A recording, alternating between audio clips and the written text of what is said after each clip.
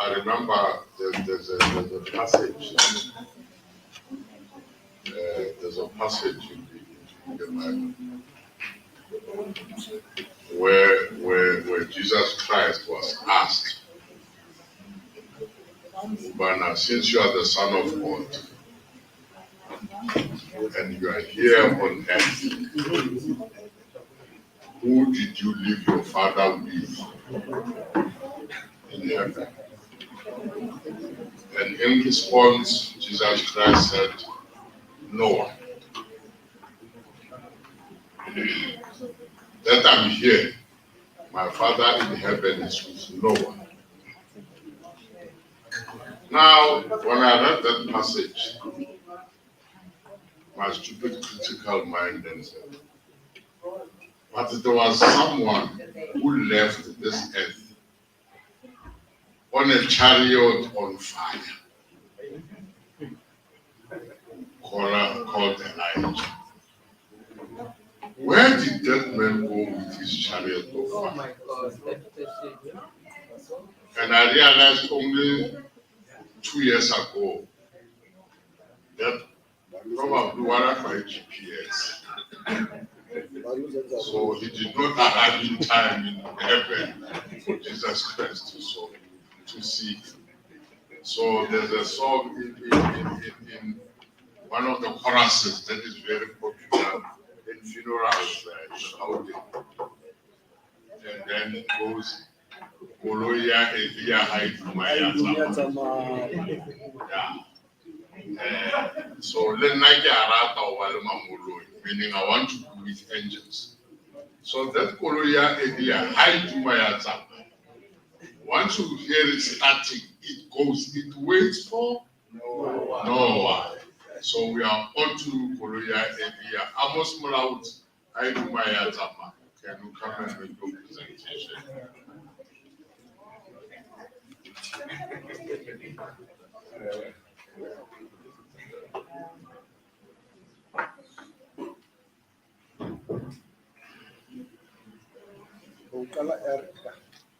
Yeah, all right.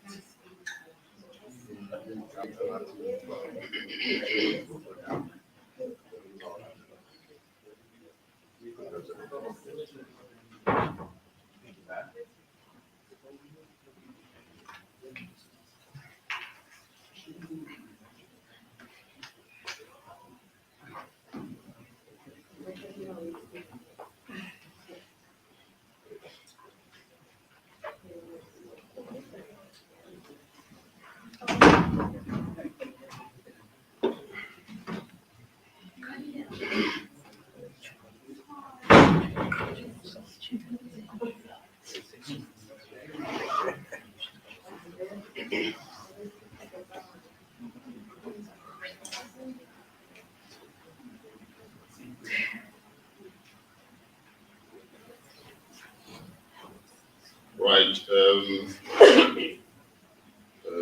afternoon, colleagues, councillors, OC in absentia, and those that are here present now. Chairperson, the session, ladies and gentlemen.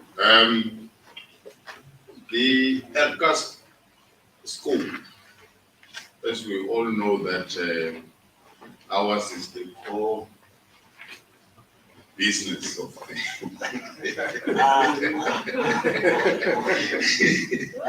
oh, let me tell us. So what we're going to do, there are a number of documents that we're going to present. So I requested Sheena to come and assist with yeah, I just told her now to say Lena have been hijacked, so no, remember our committee was to present. Yeah, so anyway, so she will present the report of ADCA, and then the charter as well, and also the draft SOP, and then I will deal with the application form as well as the communication strategy. Over to you, the cancellation.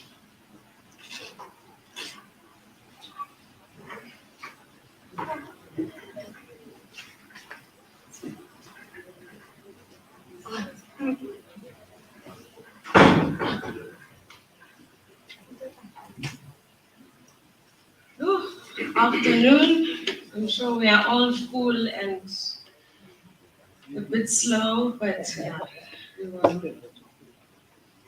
we'll present the work that ADCA does. So we are responsible for education, research, training, communication, and awareness. The report is not being flighted in. It should be flighted. But it's a short report. I'll just go through it, but I think we will require the other documents at the least to be flighted because we want to finalize them today. Anyway, let me proceed with the report while we. Okay.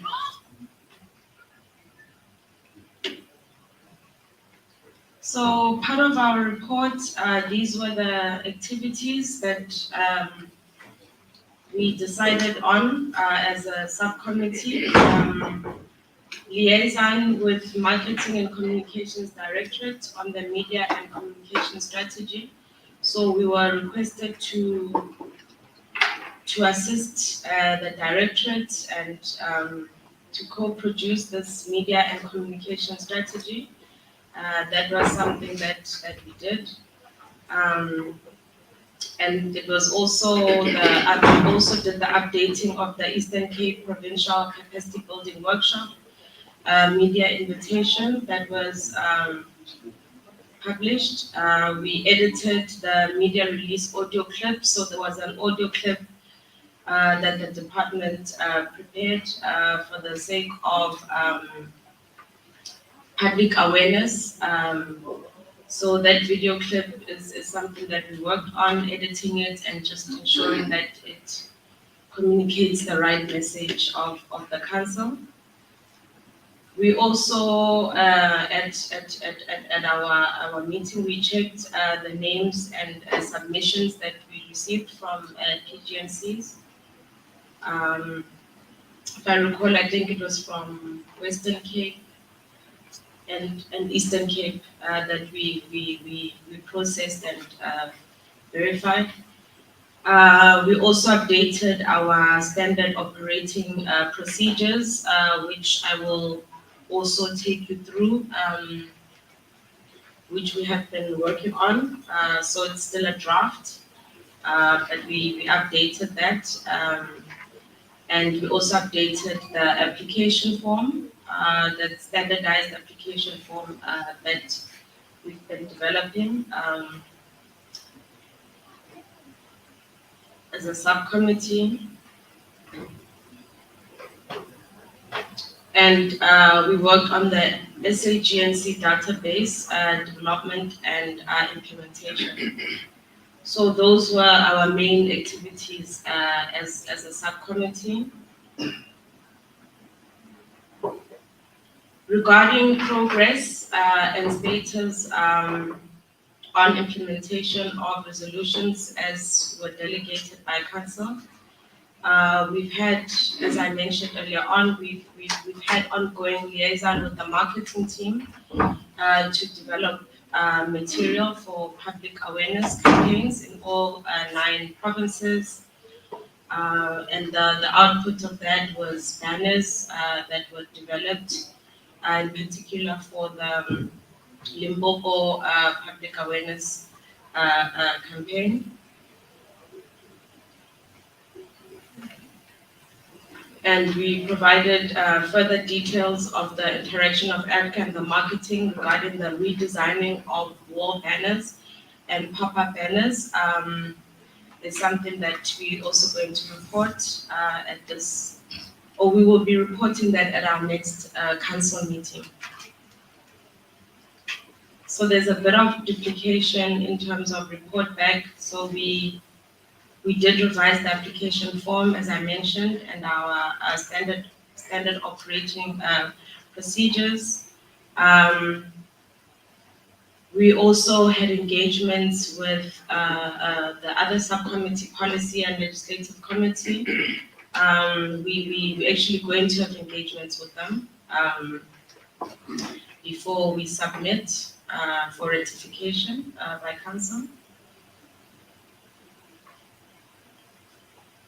And with regards to the checking of names and the submissions by PGNCs, these outcomes we will report on at our next council meeting.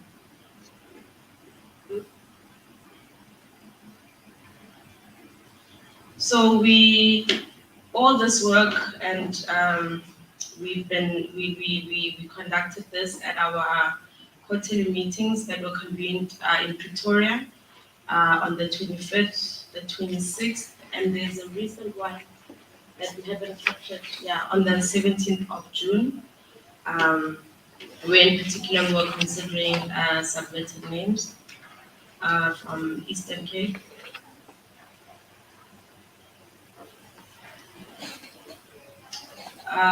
Eastern Cape Awareness Building Workshop Media Release Clip Text and Media Invitation edited and developed. So we did that. Now I will move on some of the challenges that we've had as a subcommittee, and not just challenges, but also speak on recommendations that we are proposing. The good thing is that we have more recommendations than challenges.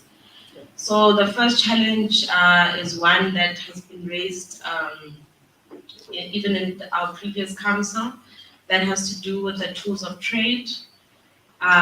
Tools of trade meaning laptops, data, and all of that we need as a council to undertake our work. Currently we use our own tools of trade, even from our own departments, and of course that's not ideal.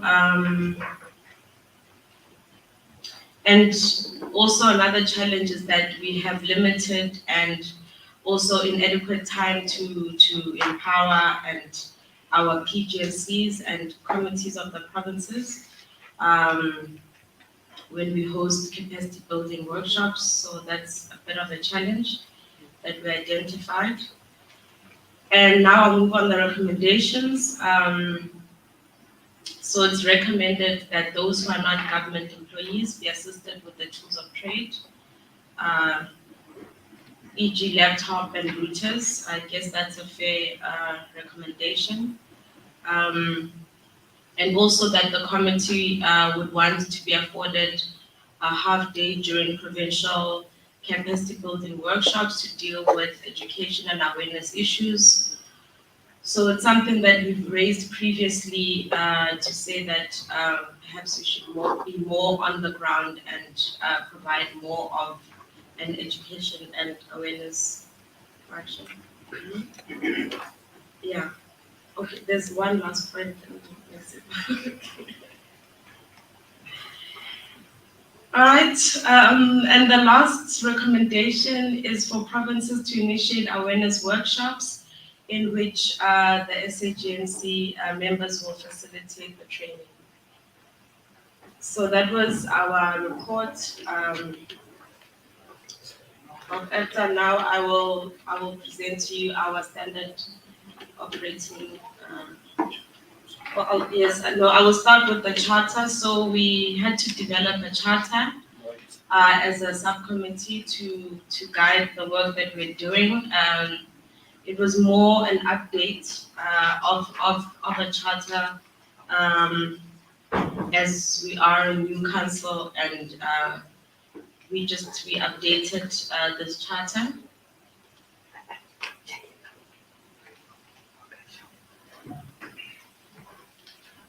So, yeah, is it possible to flag some of these items, because I can imagine it's difficult for members to follow and imagine. I think this is the one that is Really? Sure. Okay, this is a serious announcement. Her computer just crashed. So I don't know if we can.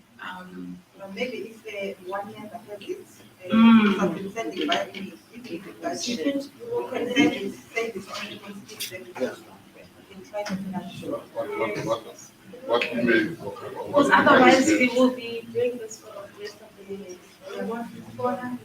Yeah. Your heart is. Yeah, my husband. Sorry.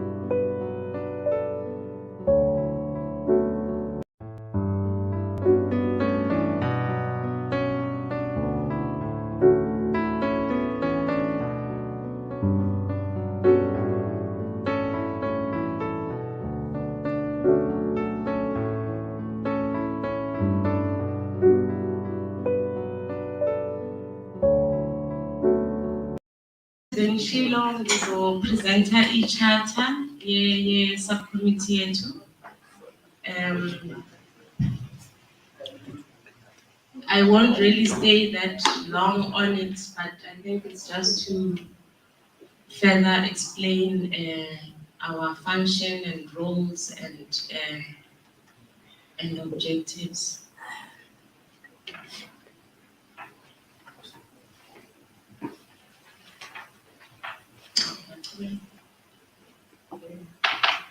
So, as I mentioned, we are established to deal with issues of education, research, training, communication, and creating awareness of umsebenzi wethu we-SAGNC. And most importantly, which is, as Tate has mentioned, the core of the council work is evaluating received application forms. So our purpose is to operate as a forum and discuss issues that have to do with our functions in order to put recommendations to the council. So generally we review our charter annually. Just to make sure that there's that continuous alignment. So as a committee, we have non-executive status in an advisory capacity to the council. We have no executive powers with regards to findings and recommendations on any operational aspects of the management and control of SAGNC. So everything that we do, we bring it forth to the council. So we don't just make decisions on behalf of the council, but we recommend. So ACTA is empowered to advise on education, research, training, communication, and creating awareness. So this is more our objectives. The SAGNC Council will provide resources needed by the ACTA Subcommittee to assist us to address the matters that are necessary. And we are also empowered to fully compliant name applications. So it's important that fully compliant name applications shall be submitted to ACTA. It talks to the issues of research that we're discussing. When we get names, they are fully compliant. So when these names are submitted to us, it's crucial that Secretariat makes sure of this prior to submitting to council. And we're also empowered to that all findings of ADGA subcommittee must be reported to the SAGNC council by the chairperson, our chairperson. And moving on to the constitution of the ADGA subcommittee, the members shall be members of the SAGNC council. The members of the committee, yes, and it's committee, not subcommittee, will in the first meeting appoint the chairperson and scribe. which we did. Well, yeah. And then the functions of, then I will now talk specifically to our functions. So the ADCA committee is established to assist the council in discharging its duties, which I mentioned: education, research, training, communication, and awareness. And in particular to outreach, the functions are as follows. It's education, capacitation. In particular, the education is with regards to capacitating PGNC members about SAGNC legislation, our handbook, policies, and related matters. Our other function is also to ensure that there's training that happens, and it's training of PGNC members on map reading. We've already, I think, conducted 1 or 2 sessions of this training, just to empower us internally, and also PGNC members. And then, and this is to assist applications, so that we are able to better verify and process applications, and ensure that there is that compliance. And also it's to provide awareness, and we create awareness strategies to empower government departments, municipalities, higher education institutions, and the general members of the public. So it's to provide awareness to our stakeholders, and advise the PGNCs on prioritizing the review of offensive names. So that's with regards to our outreach work. And then the function that's linked to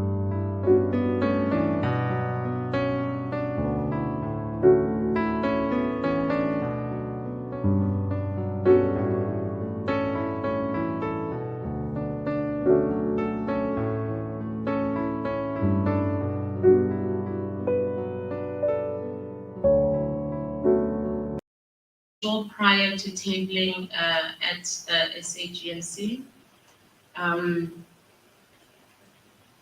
So then it's also part of research that we do to advise SAGNC and PGNCs on improving research capacity by employing suitably qualified researchers. I think it's a matter that we deliberated on earlier on,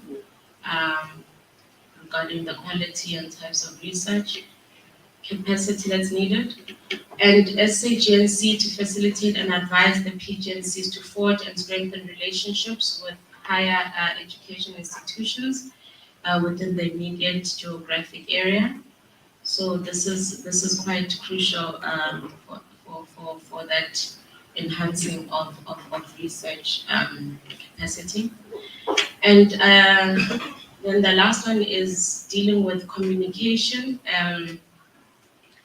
As a committee, is to assist in the compilation of a draft communication policy and plan, which will be dealt with for input and ratification by SAGNC, to communicate the issues of due diligence to the PGNCs, and advise on the development of communication material that is needed. So now I'll take us through the meetings of the ERCAS committee.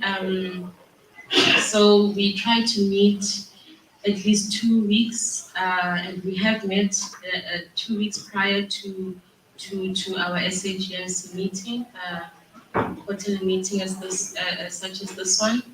And yes, these meetings are of course budgeted for in the council's budget. So these are the members of our committee. It's our chairperson, Mr. Amos Malauzi, who's already introduced himself. It's myself, and we have our other members, Dr.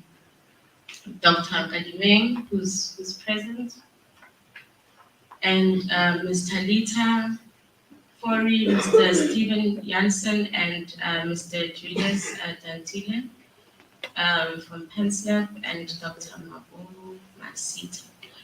So we've got quite a mix of skills and expertise. ranging from post office representative, Pens Lab, myself being a town planner and spatial planner. So that is the charter.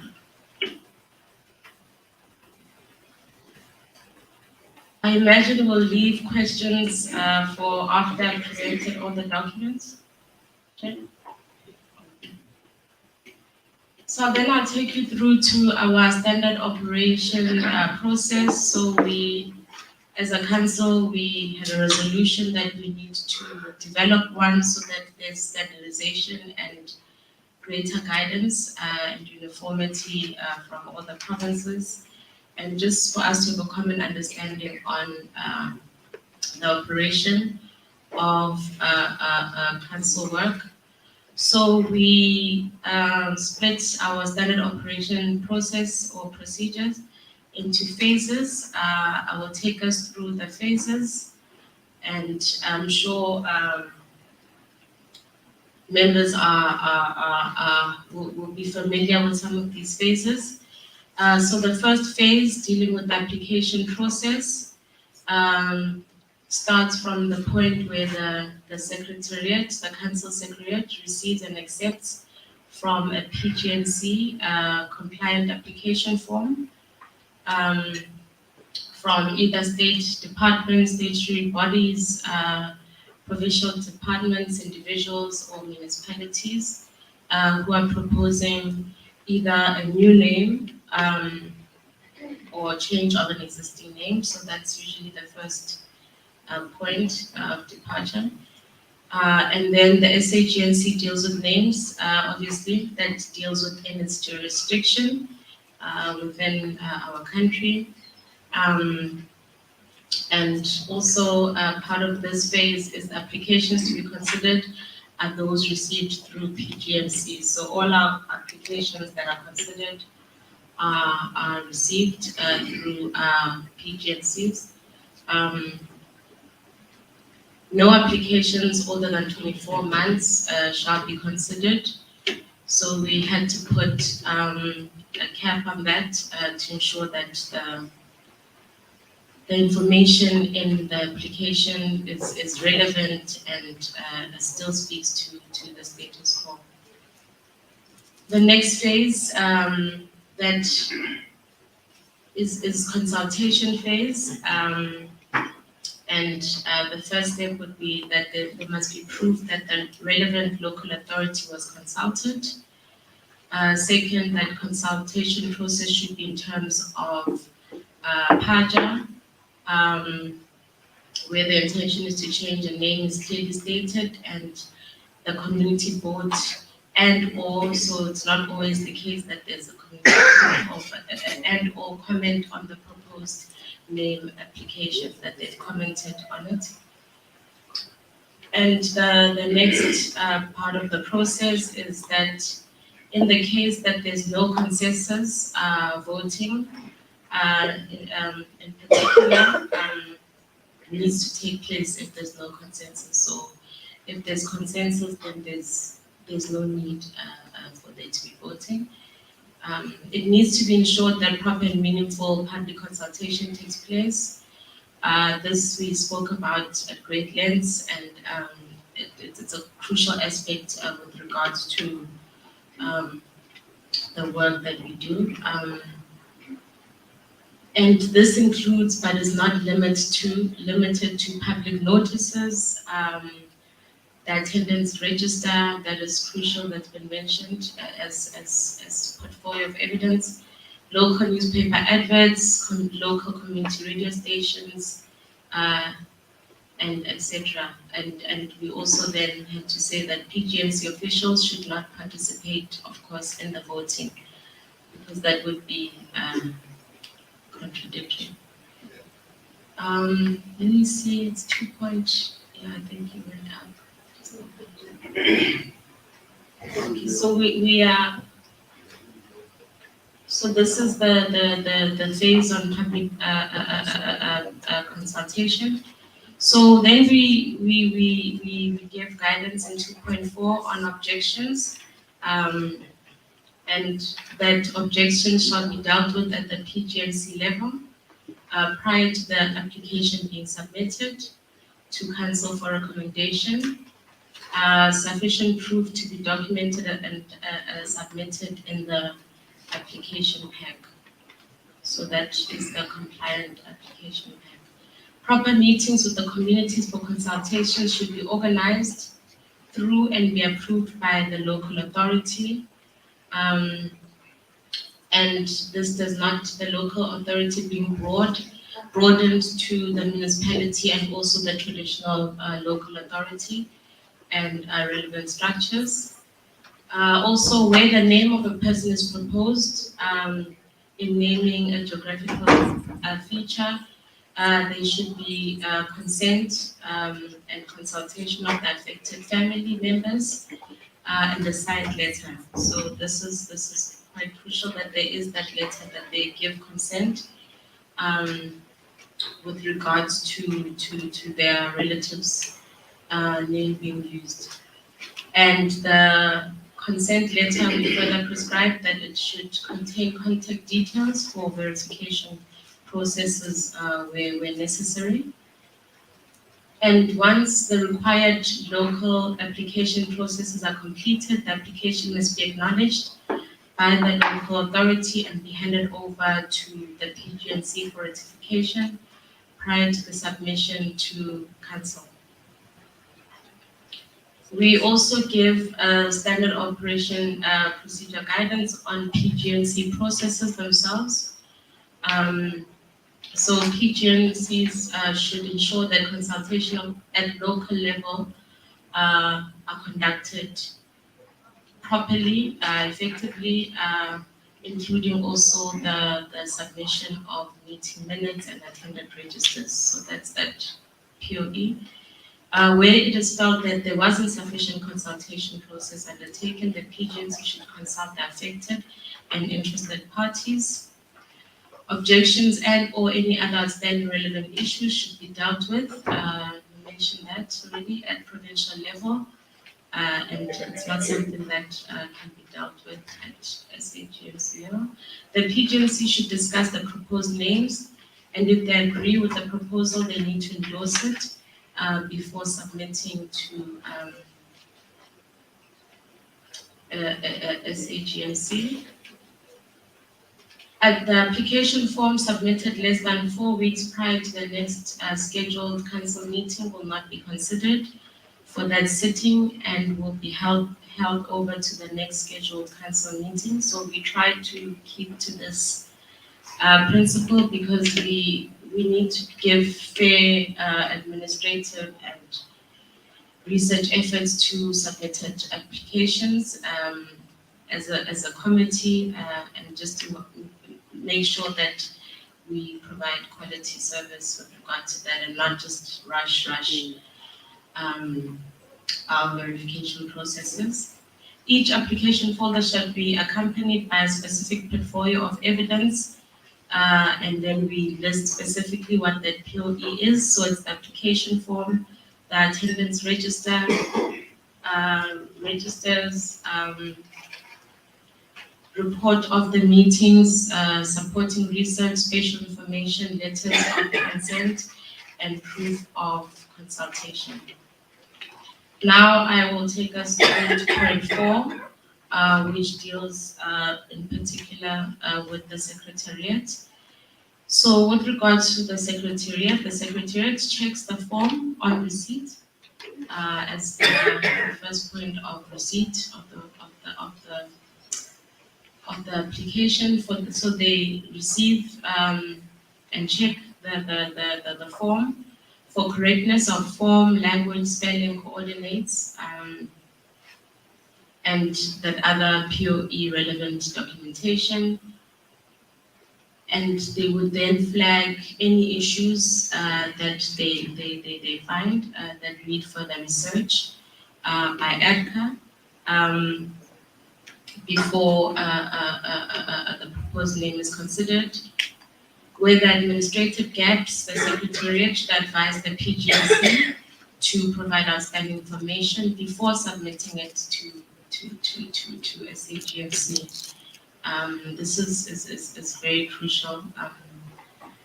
And also, when everything is in order, the Secretariat may then submit the application form to the SAGNC, in particular the ADCA committee. Moving on to point 5, this has got to do with the ADCA processes and overlaps of SAGNC processes. So the ADCA committee checks the entire document. So this would be when the Secretariat has submitted it to us, we check the entire document. And when application forms are being verified by ADCA, respective PGNC representative is expected to be part of the session to clarify when necessary. We found that this was quite effective in clarifying some of the issues that we probably did not have full understanding on. And it's to check whether relevant meetings took place, that the name is not a duplication of another feature in the immediate vicinity.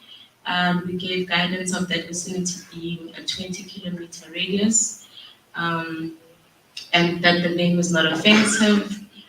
Lastly, that it is in line with the constitution of the country and our act and guidelines. And also part of the ADCA process is to ensure that objections were dealt with, and there's evidence that all the objections were consulted adequately.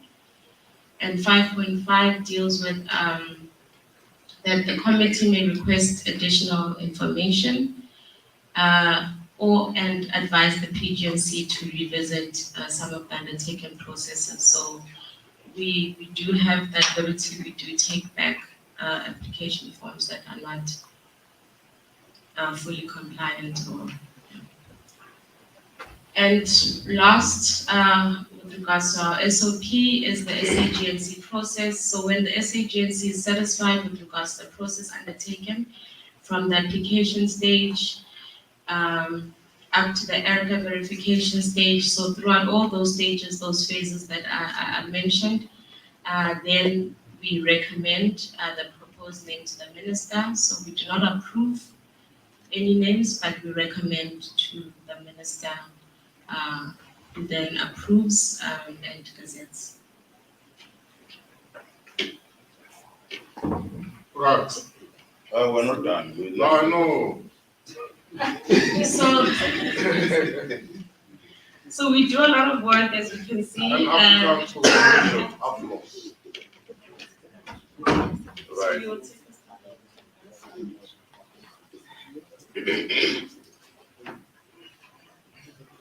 Right, thank you, Sheena.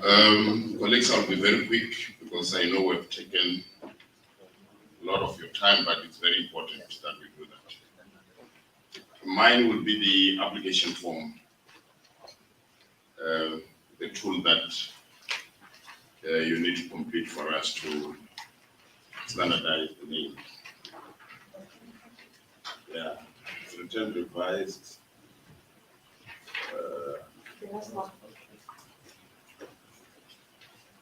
Let's not find.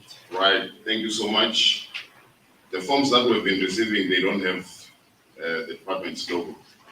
So the department has a mandate to ensure that they provide the logo, because we are part of the department. So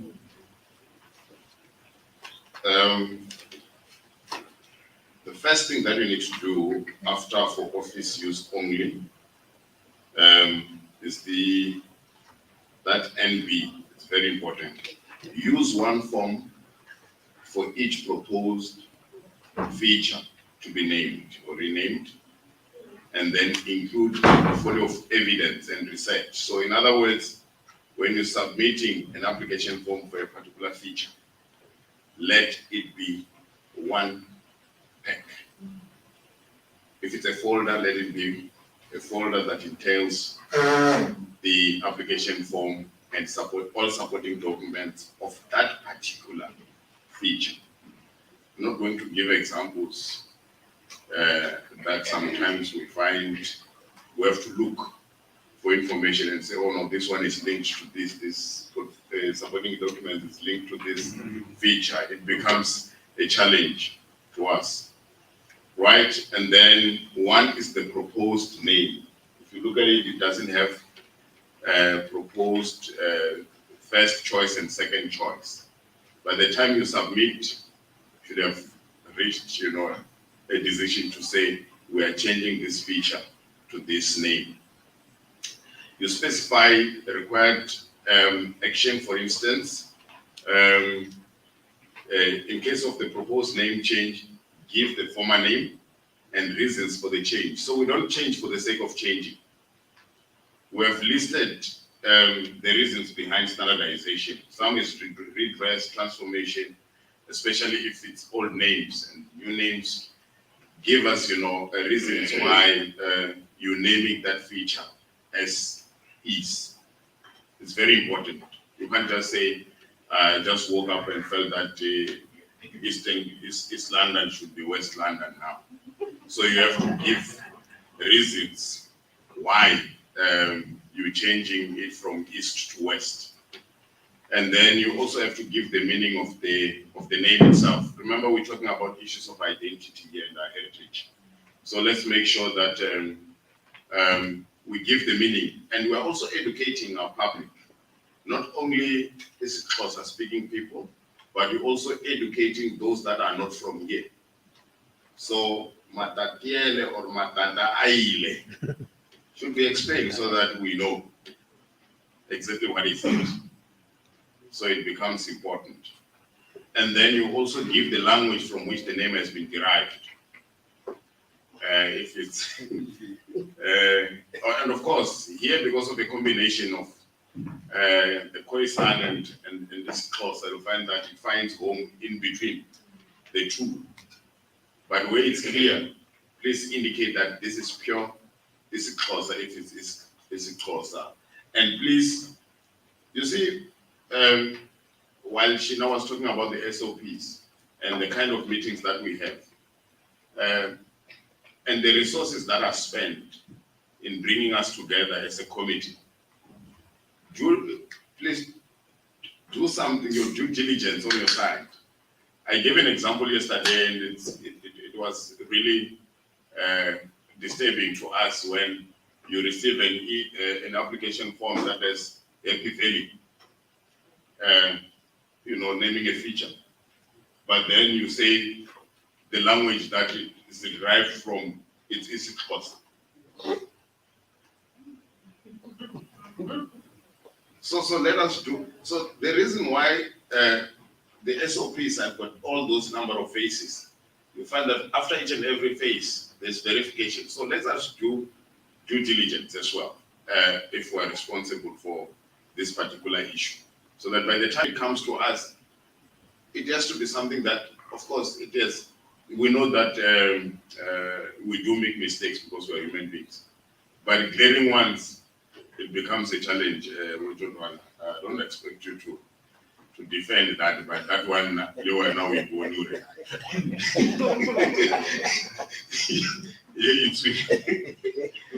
And then you give the origin and the history of the name if there is. And that's where we're talking when we're talking about research, because some of these things, they need to be verified. And if we're basing it on things that happened in the past, that people have researched on, that's where institutions of higher learning come in to say, verify that. Or you use the libraries if you have got the resource centers and resources there. Number 4, for which feature is the proposed name intended, and then you name it. I'll give an example again, where it's not clear. Sometimes people will be saying it's a river, it's a village. You see, so be specific. What feature are you renaming? If it's a river, let it be a river. So we don't find a river up there, and then at the bottom you find that you're saying it's a village. So be clear, because each and every feature, remember, has to have its own application. So if you're changing a river, it has to be a form that talks to the river. If you're changing a village, it has to be a village, and then it has to come up with its own application form. So if you're changing two, you don't mix them. So you bring one for the river, you bring one for the village. We don't have a problem, even if it's the same name. In which local municipality or district municipality, province is situated. Remember, we're educating people and for people to know, you know, that short left sitcom, so that people know where the Guy River is or Tumha is from East London. Is it in the south or it's in the north? So it assists even when one is in Pretoria to have an idea that this feature that they are talking about is in Cha or Berlin or you name it. 6, we're not saying you don't have to literally count the kilometers, but you can guesstimate. And of course, it will be very important that you indicate the nearest landmark or town. If it's in a district court, do that, and then you say 15 kilometers or so. And for latitude and longitude, it's very easy. Your location on the phone. If you send your location when you are at that place, because you have to visit where the feature is.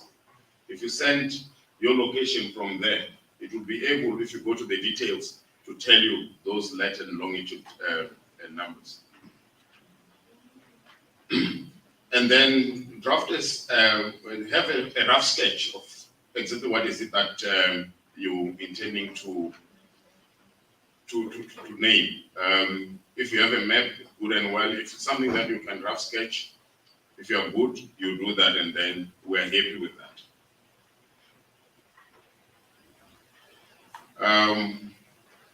And then you have to indicate how old the name that you're proposing or you're changing. For instance, if it has been there for quite some time, 50 years or more, relatively new and fairly new. Because if, for instance, and that is linked to the 24 months that we spoke about, because you need something that it's fairly new and people still remember, because overnight things do change. So after 24 hours, you'll find that maybe people don't want this particular town to be Gombo or something else. So you'll be forced to do all the processes again as indicated on the SAP. And then particulars of the applicant, they are very important, because remember we're talking about verification of a number of things. So the name and surname, telephone, if it's landline or cell phone, email addresses. And if somebody doesn't have that, then you need to have information if you're applying it on behalf of somebody else who doesn't have, let's say for instance, those particulars up there. The majority of applications that we received recently from the trendsetter, Eastern Cape, the applicant indicated that they don't have a cell phone or a telephone. They don't have a fax. They don't have an email. Then how do you locate this person if you want to verify some of the things? And of course, we're forced to call what Jordana to say, for consultation purposes, how did you locate this person so that he becomes part of these things? So those things, I mean, of late, I think your neighbor has a number, a cell phone number,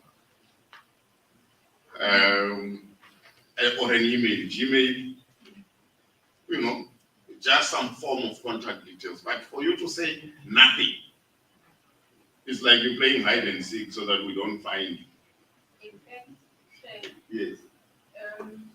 for every household, it's confirmed that there's at least one phone that is working, even if it's digitally or anywhere, whatever. But there is one phone. I don't know if that's SA that I can verify, but from the telecom side, telecommunication side, it's been confirmed that most users. Yeah. It's not open for debate, Jordana, but I know. it's something that, you see, those are the things that before they come to national, to Pretoria, please double check. Not leave it to Edgar, you know, to thumbs up and assume that indeed maybe this person, and it was so strategic, because even the signature, this person just put an X. And it's more than 10 applications from the same person. And it's something that we'll discuss, Chairperson, on these interested and affected parties, especially when it comes to proposing names. Because it's good and well that we had objections from London with regards to Kalecha. But now with proposing a name change, we need to determine, I think the reasons behind it's important as well, but also to say who is liable, in a position to eligible to apply for the name change. Don't threaten me. No, kaloku support already got their homes. Right, you see the power of the mic and the podium. That's why even pastors, they continue and include tongues in there, speaking in tongues just to prolong, Right, of course, particulars of person or stakeholders who acted as informant, and of course, I know this informant word, but since English is our 7th and 8th, it has got other different, connotations, but they are here which are optional for that matter, or as compared to the applicant. And then they have to be acknowledged by the traditional authority or local council. So where you are closer to the traditional authority and they've got a stamp, please, they can do that. There's no need for you to go to the local council if that is the case. So one of the two, for us, we don't have a problem, we'll take it through. And it has to be acknowledged by the PGNC before it's forwarded to national or to ERCA. So we need to know that indeed, because we deal with the PGNC.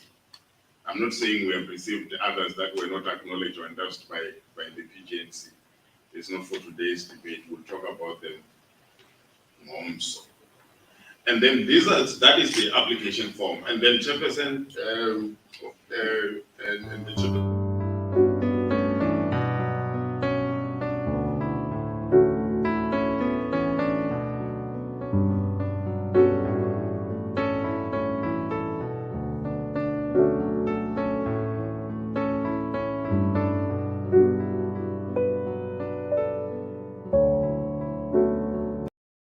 Thank you so much. Actually, we don't have it. I know you are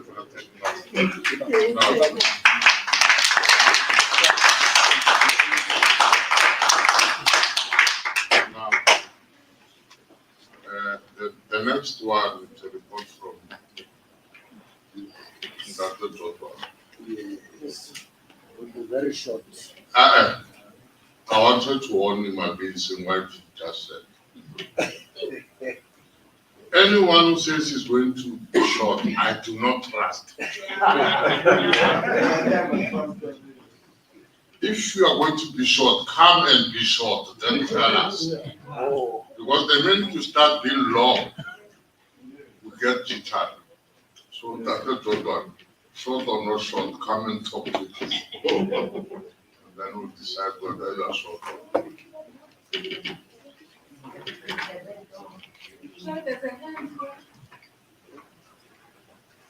I don't know if I'm speaking too soon, but I was under the impression that we're gonna adopt some of these, or at least the form, adopt the form today, because this is our final draft.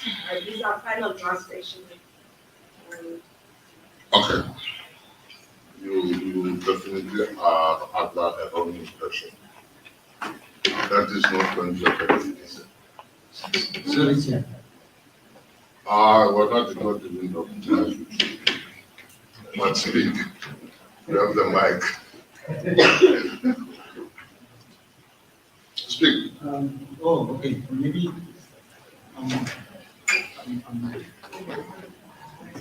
it's an example. But is it will we be doing justice to adopt this form without the proper logos of SAGNC? It can be everything. Look, can I just indicate something? If you go just 2 blocks below, after planning and so forth, yeah, you will see there's issues around draft policy and so forth. Yeah. Now, I want us to come and have a full-blown discussion around issues that are policy related, so that when we adopt, we don't adopt them piecemeal. We adopt them in total. I'm afraid to adopt a form, but not adopt a strategic plan and not adopt it. So I want us to come and have a full-blown discussion. Yeah? And when we are done with that, then from where you are sitting, you then make a proposal that whatever piece of what we are discussing should be adopted. Right? I don't know whether that makes sense. Do I make sense? Or you are still asleep? Look, there's a draft SOP. SOP. There's the issue of the communication strategy, which you have not presented. There's the issue of the form. Now, all those things need to, at some stage, be adopted. So I'm not convinced that we must adopt them piecemeal. But I'm your tool. I'm at your disposal. What do you think should happen?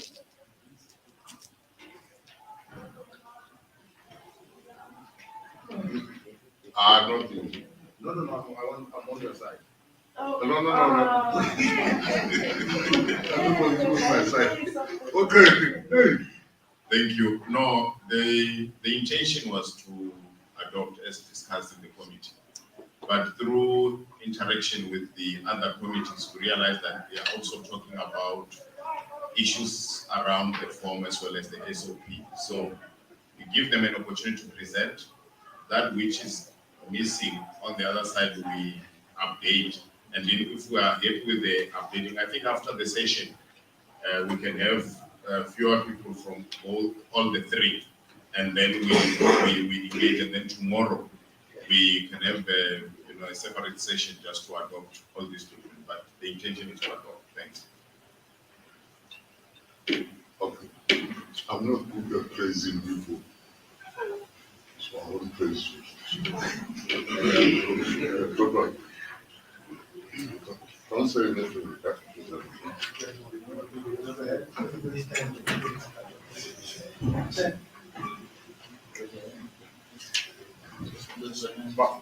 Where's the hand? That's it. No, it's not. It's yes.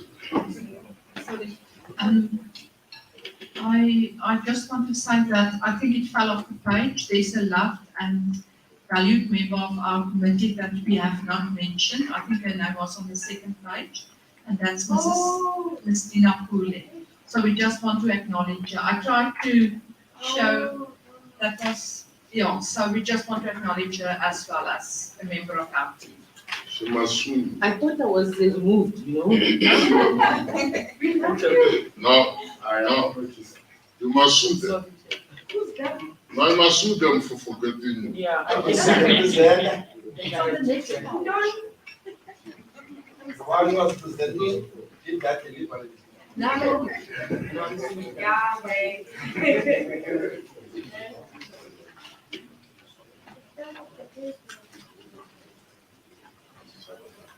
The chairperson said I must not say anything. So I'm still waiting for him to give me an order to say something. Yeah. Thank you. You said I must not say anything. I think the previous presenter if I can take just 1 minute, just to relay a story. Colonel Postcomon, who was working with his girlfriend, so got into a fight. He lost the fight, unfortunately. So the girlfriend, in trying to console, so we are this one, so that's a week. So I'm saying that this man got into a fight and lost the fight. So the girlfriend was trying to console, and he said, "No, don't touch me. You're making me weak." So Amos, please. So there's a week.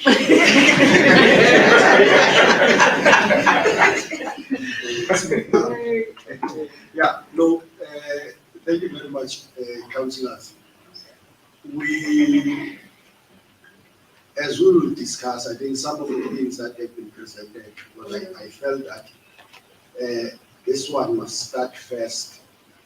Remember that at the moment, council does not have what we consider as council standards, where everyone knows what is it that is expected on the work that we do.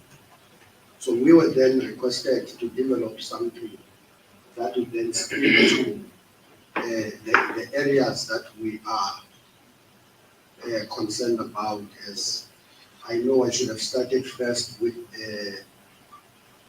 our charter, but I think this one will flow from what Erica raised. Now, if you look into the document, it's trying to complement what is in the POE, and you'll see that the SOP, its main focus is on the application process.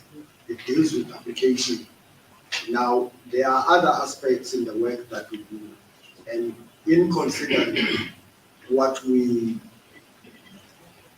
do, there are about 8 areas which constitute what we call council standards. And one such is the application, to what then happens after that application, which then becomes an ECPGNC, which then becomes a PGNC process. We will explain this thing of ECPGNC and PGNC. Yeah, and then followed by a consultation. And you will see that the SOP just touches on consultation. So we're trying to expatiate what we mean at the level of consultation. Then the fourth one deals with the aspect. You would have to correct me. I think you will assist me, Erica, and particularly Stephen and the chamber. Not sure whether it's geospatial information. Perfect. And then the name description, and then the last one would be, the sixth one would be the standardization of line features, and I was corrected and indicated in the process because I didn't know what to call them. We were saying part of a river or part of the road, and we were then corrected to say those are line features.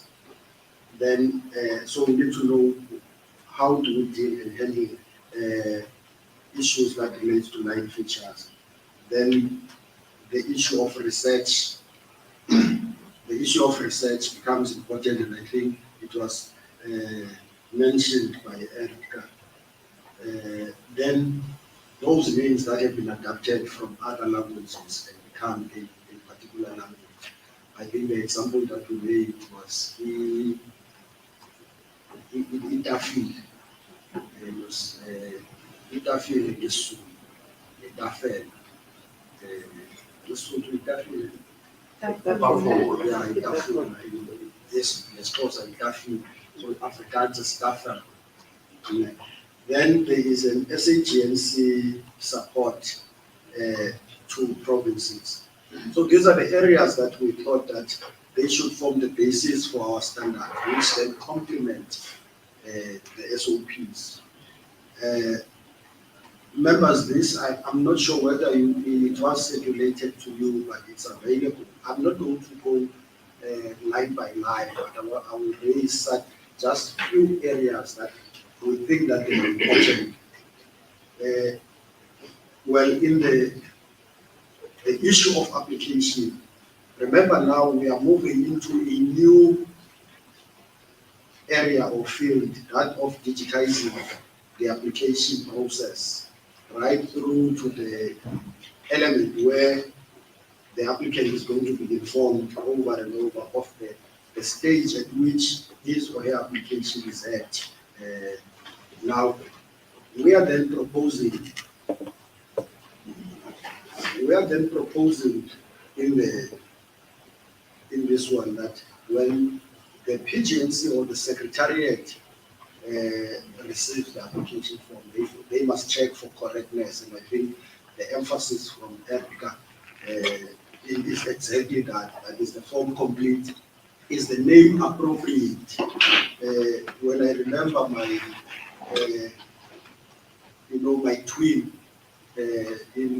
twin here in council previously, he used to make an example of this chief, the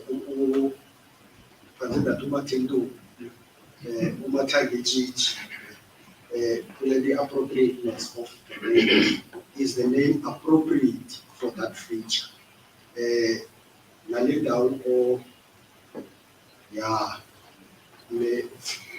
Sekula Lesotho. Is that name, even though it's a historical fact, that when the Ndebelers defeated the Sotos, so it's a fact because it was the first time they defeated the Sotos. So they named the place Sekula Lesotho. Now, is that name appropriate? Then we have to discuss. So we check the appropriateness of the name. And then the application then, we also consider the offensive nature of the name. Is that when we check the application, is the name not offensive or is it not corrupted? Then that name, that application would then be punched into the system. And I think we are taking a step further now to include the digital system. And then, of course, the other areas I don't want to mention. Then the application that are received, because there are people who, because they go online, those people that are more educated than us, they know that for me to make an application, I must just go online and get the SAGNC application and send it to the, what you call the conduct on the application form itself, meaning that they will send it straight to all students. So what we then are requesting in terms of council standard, that the head office must then forward such applications to PGNC so that the PGNCs starts their own processes, the relevant PGNC where the name originates from. And then on the PGNC process, we are trying to streamline everyone to say, now that you have received the application, what is it that the PGNC must do? And then it talks to the issue that it relates to. You must then first try to get the database of the relevant stakeholders in the area to say, now that we have received this name, we must begin the process of engaging with municipalities and ensuring that we get the relevant stakeholders in to be part of that process. And then you then write, yes, to do consultation, and that's the PGNC work. And after the PGNC has done consultation, then it makes its recommendation to the SAGNC. So that we link this aspect, all those other processes that are defined in the SOP, we are not necessarily comfortable, or it's maybe comfortability is not the way. We are not in agreement with certain aspects which continue to come up in the SOP and which we have argued before. But we engage that when we engage with the SOP. For example, there is this thing, about 3.5 in the SOP, this thing of voting in public consultation. A view has been expressed with regards to that as a process that the PGNC must undertake. Now, so we're suggesting that also this must be read in line with the SOP. We will engage with areas where we feel that we are not in agreement. Then we then go to consultation, because nowhere at the moment where we define how to go about to do consultation.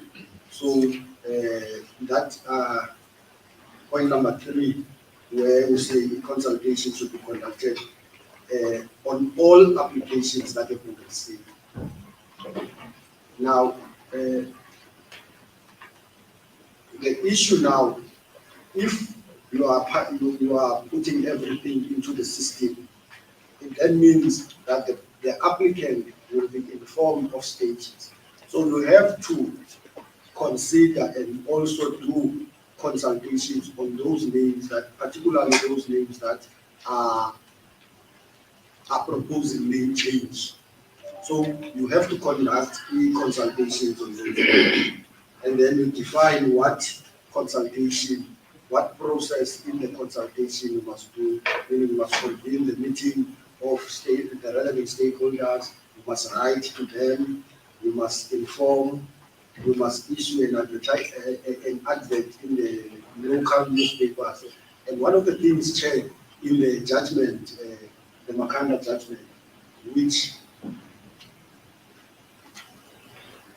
was raised but was not emphasized by the judge, that the advert that was issued by the PGNC did not appear in the local newspaper, which was Grokot, but appeared in a provincial newspaper, which is accessible.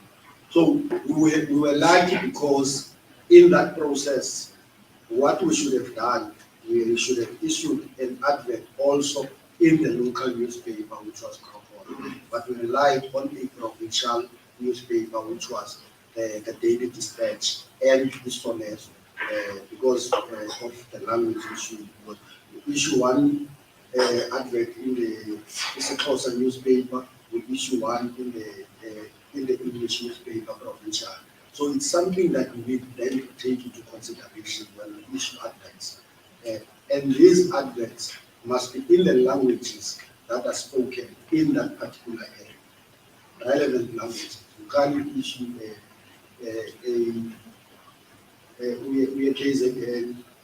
we ufake i-advert ngesisuthu okanye iphepha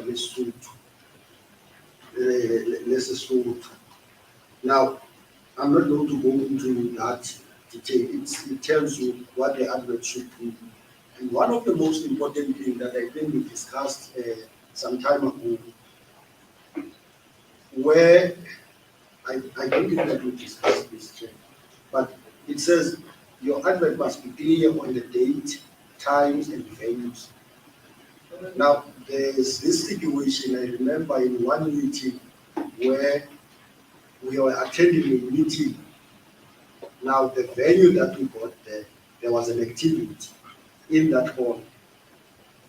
Now, the situation is that the time that is stipulated in the advert,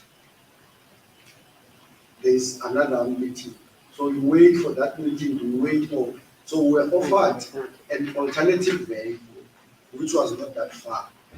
Now, the danger is that someone will challenge you to say the advert said, even though you have left something there to say, no, this meeting is on the other venue.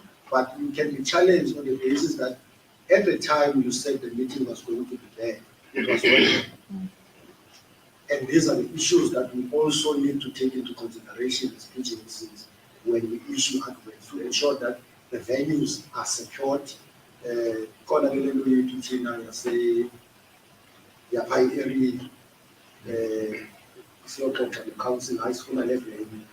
Later, meeting a son in that meeting, in that same venue. It happens in areas where we operate, and we should be wary of such and able to take due diligence on those areas. Hence, we say that it must clearly indicate that, so that you reduce the elements where you challenge.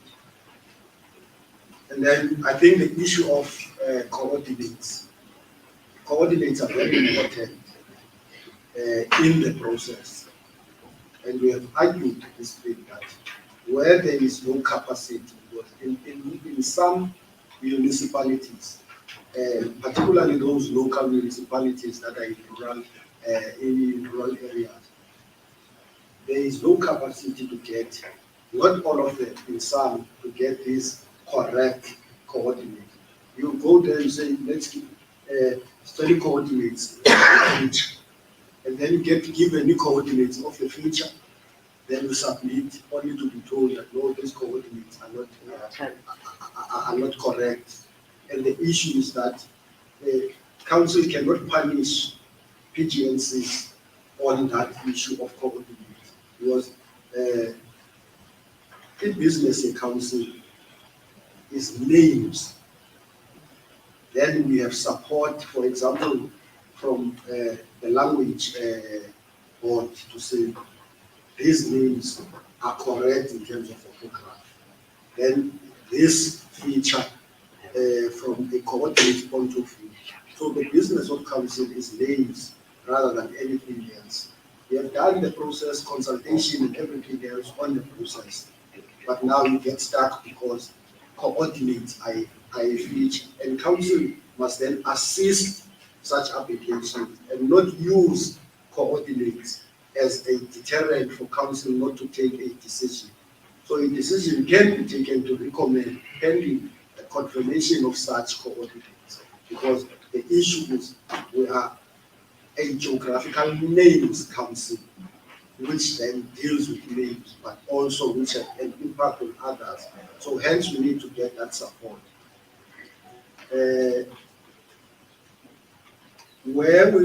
I think this thing were corrected, because currently there was an application that says we want to, an application that wants to standardize a line feature which is part of N2 when you get to Dudwa and when you get out of town to AM Umbrella Drive. And the issue is that that line feature must have a starting coordinates and the end coordinates, so that it is clearly indicated. And this is what we want to raise when it comes to the issue of line features, so that all of us understand. That same applies to the river, the portion of the river that we want to relay. Then you must know where that portion starts and where it ends. And this then, because if you have those two, I'm not sure whether you call them linear start and linear end. Now, in that process, consultation then must be with all those individuals or all those communities that reside along that particular feature, that portion that we are talking about, so that people are not left out in terms of consulting and getting the views of the public in that regard. Then the adapted names, I think we're encouraged by the situation at Josepha village to see there are names that are adopted that we use, and they become part of that language. Like Moses Tulu, Sinani Gaman discourse, it's a star. It's a star. So as far as the city is the language of origin, it's adapted. It's the name that we use. But Itafi, it has no other name to the stores or the suit or the soup. So it is then that name is adapted, and the language of origin must then be indicated that the language of origin as it relates to this feature is English or Afrikaans, but adapted. So it must be named so that we do, it's clearly indicated. Then there are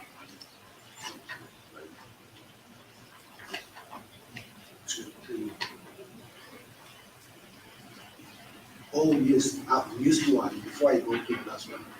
There are these, we used to, we used to argue about this one, the name description. You know, when you receive an application, that application says, I remember there was establishing the registration of Lotta Village or Lotta location.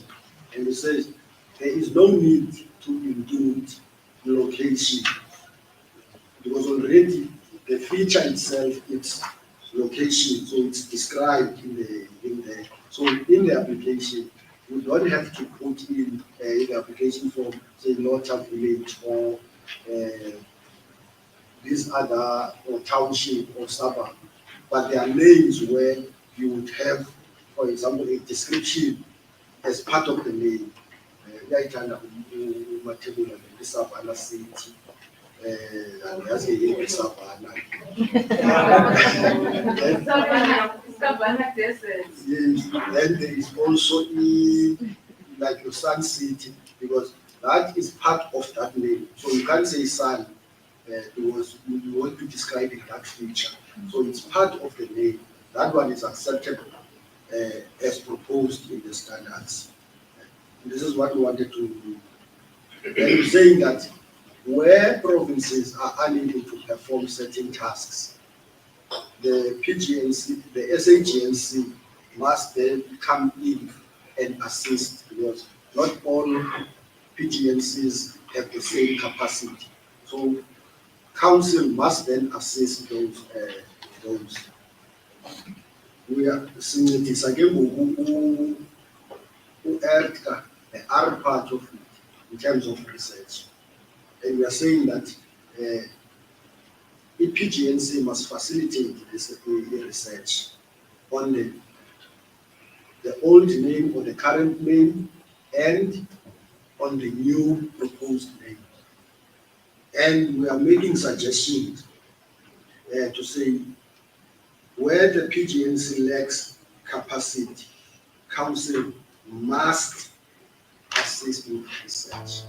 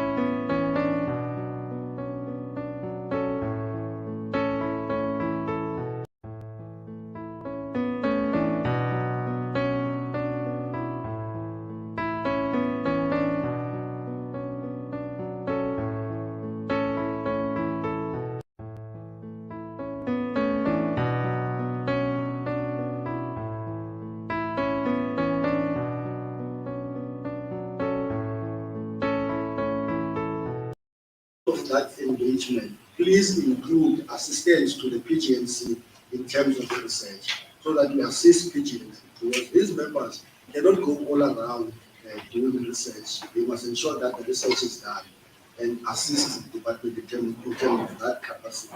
So this is what we are raising. Thank you very much on this one.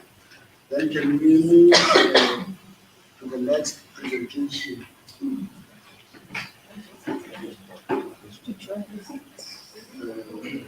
We interact with this later on, Chair.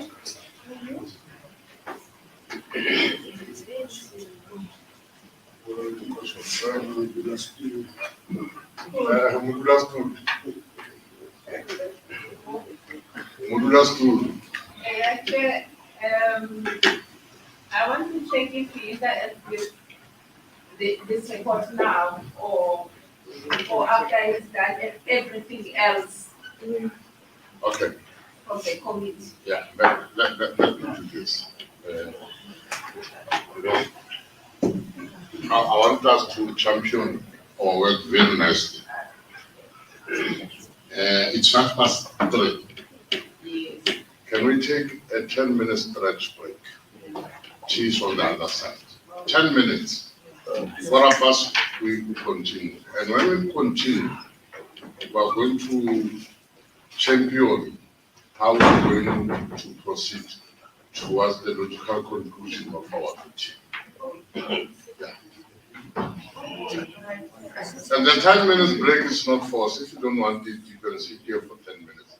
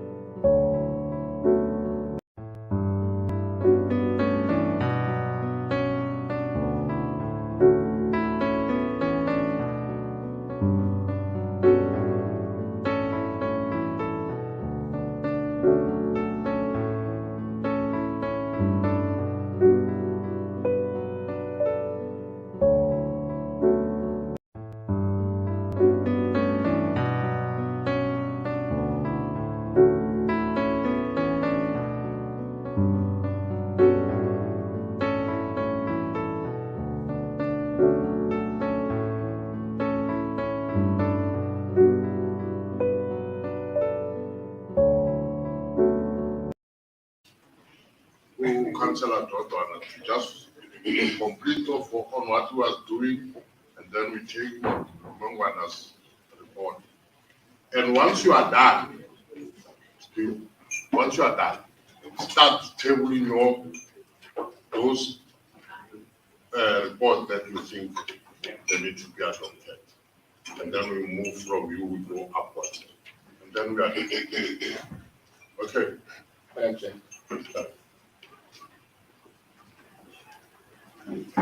You see me like Simoshwe Amos she. Now we have been called as Bajomo Bongwa.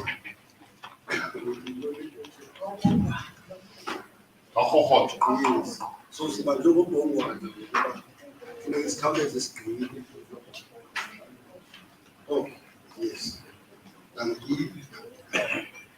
so I think the issue we are going to do now, Tina, with all that being said, I'm going to be very, very, very, very, very, very clear and not short. Is there anyone who is a pastor in the room? Okay, good. You know, Chair, I'm reminded, this thing of speaking in tongues.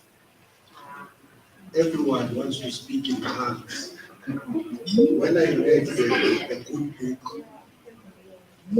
in my reading of the good book, there was a purpose where people could speak in tongues. I've seen many people speaking in tongues, things that we do not understand. So I don't want to speak in tongues. I want to speak legislation. Now, It comes here.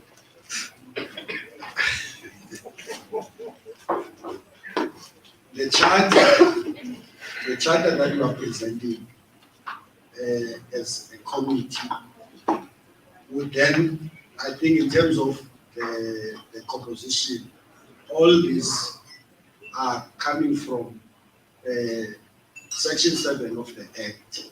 That's where we get our mandate from as committees, as subcommittees. And I've noticed that ELTCA continues to refer to itself as a committee. We are subcommittees until the Act is amended as such. So we need to be careful in terms of our terminology. Now we come up with one. You must be careful.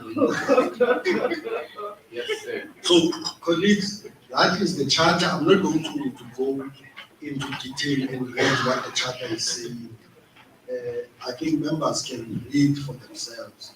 It's the charter that we are presenting and we want council to adopt for the legislative review, policy and institutional framework subcommittee.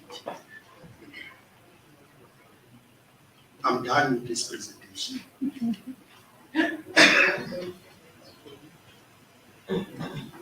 Our work in terms of Section 7 and what is it? Remember when we made the presentation yesterday about the work of the committee, we touched on this. So this is what we have touched on. Thank you very much. Then the next one would be the draft amendment bill.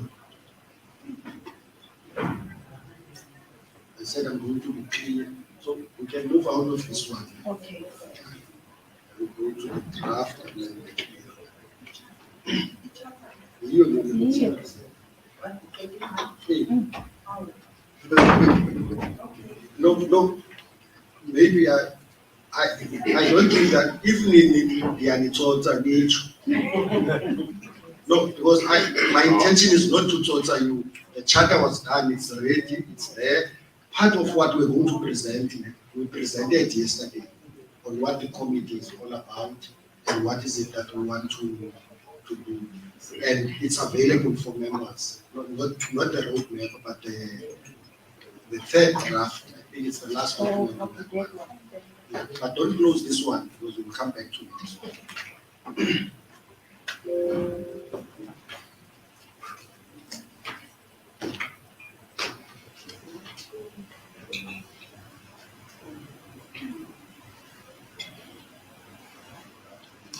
Please.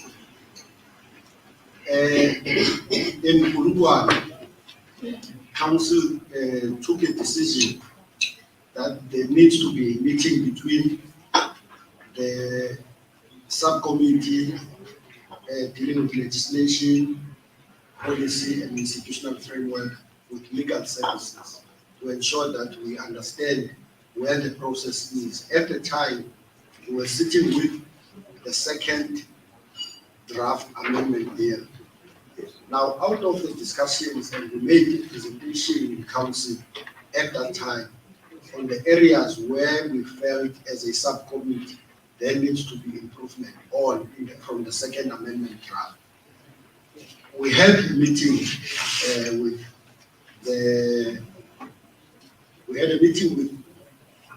legal services together with the DDG, joined by the chairperson of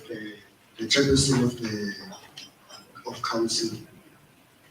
Now I must indicate that we have not discussed this product at the level of a subcommittee because it was sent after our subcommittee meeting, which we could not deal with.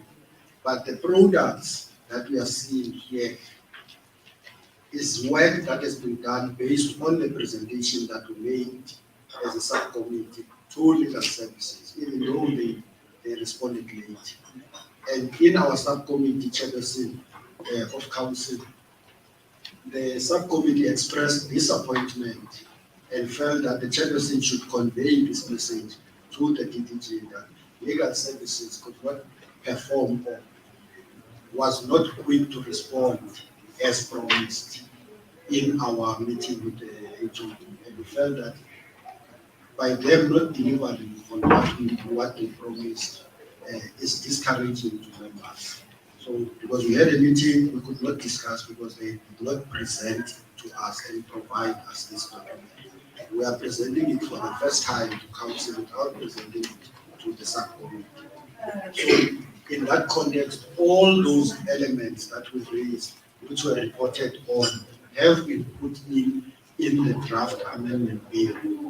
Now, we are then presenting this draft amendment bill for council to note, and not adopt, but to note the draft together with, if you can imagine, so if you can just use it alt tab, then you go to the other document. Which one for The roadmap. Oh. Yeah, the roadmap. So, having presented the draft amendment bill for noting, so those are the timelines, or this is the roadmap for the reviewal of the legislation. And you will see what, sorry, don't rush there. You will see that the time, all those items and the stages where the bill must go through, which the bill must go through before, I think it starts on the 20th June. We had expected it earlier. We are here now. So those are the dates, and exactly we can go down, we can go up. Yeah. Exactly. But I think, Next. yeah. Yeah. So 2 pages, yeah. The second page. It is expected, yeah. It is expected then the submission to Parliament for the first reading would be March 2023. So what we need to do then, in between, we must then monitor those particular stages and try and get, because if legal services is not responding to this, then we won't know where the process is now is.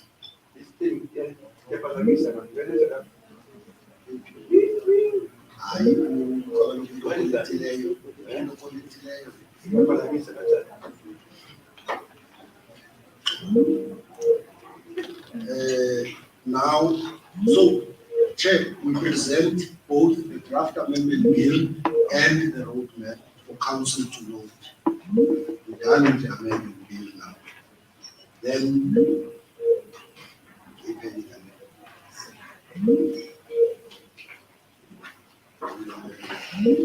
okay.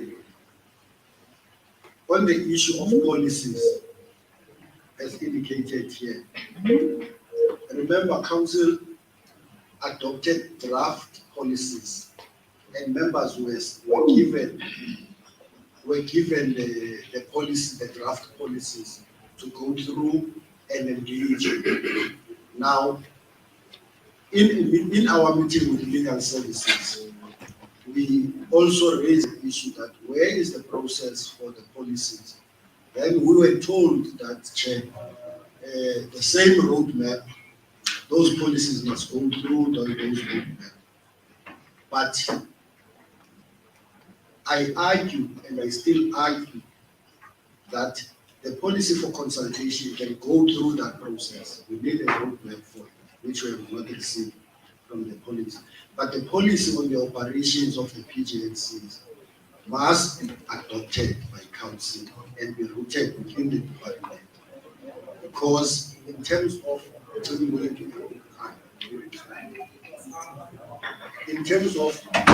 the SAGNC Act, Section 9, in terms of Section 9 of the SAGNC Act, I want to read so that members also understand where we come from.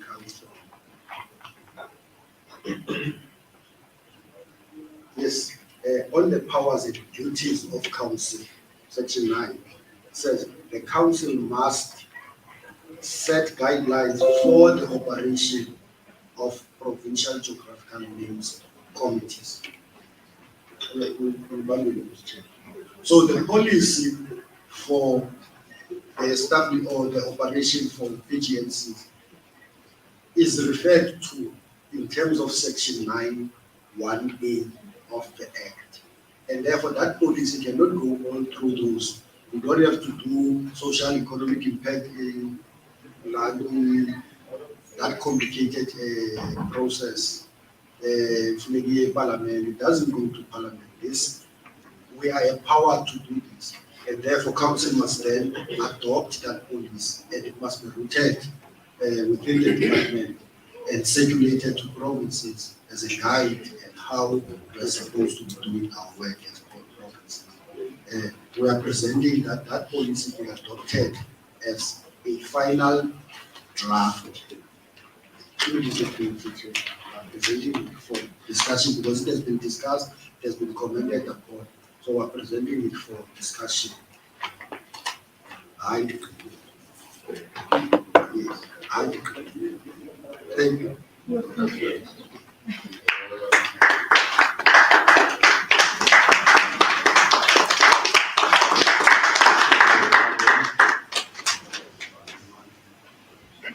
Yabona ke mlawuzi upresent kanjani?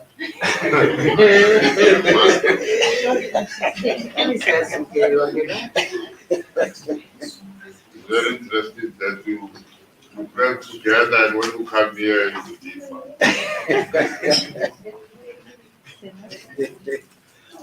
All right. The three musketeers, unholy alliance.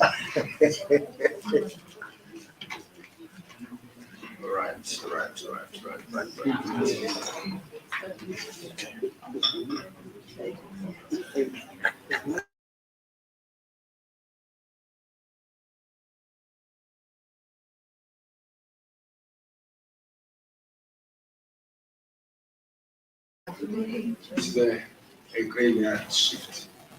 You probably can't wait to get out of here. Chair, I'm going to start by presenting the report of the planning. When I'm done with the report of the planning committee, I'll then go over to the reports, summary on the standardized names, a task which the council delegated to this committee. When it comes to the start plan amendment and alignment and the council chapter, these two documents were given to other council members. I therefore assume that everybody has read it. That's why we're in paid break time. Everybody has read it.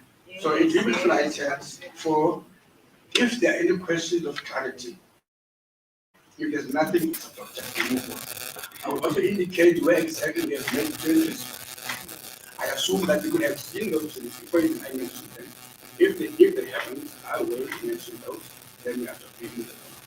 I'm not going to present a document that tells people to read before coming to them. It's irrelevant. We can get that done. Let's look at it. Next time. All right. We met in the committee on the 26th and 27th of May. We met in Pretoria. There we go. First item on the budget on the agenda of the committee was the budget expenditure report for 2021-2022, which is the past financial year. Very, very briefly, in summary, let's say okay, while you try to get this slide set, can I go on the user?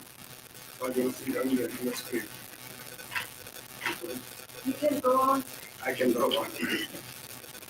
Right, so very briefly, in summary, in the last financial year, there was a total expenditure of 4.7 million against a target of 4.8 million, which means that the budget was now underspent by 175,000, or 96% of the budget was spent in the last financial year.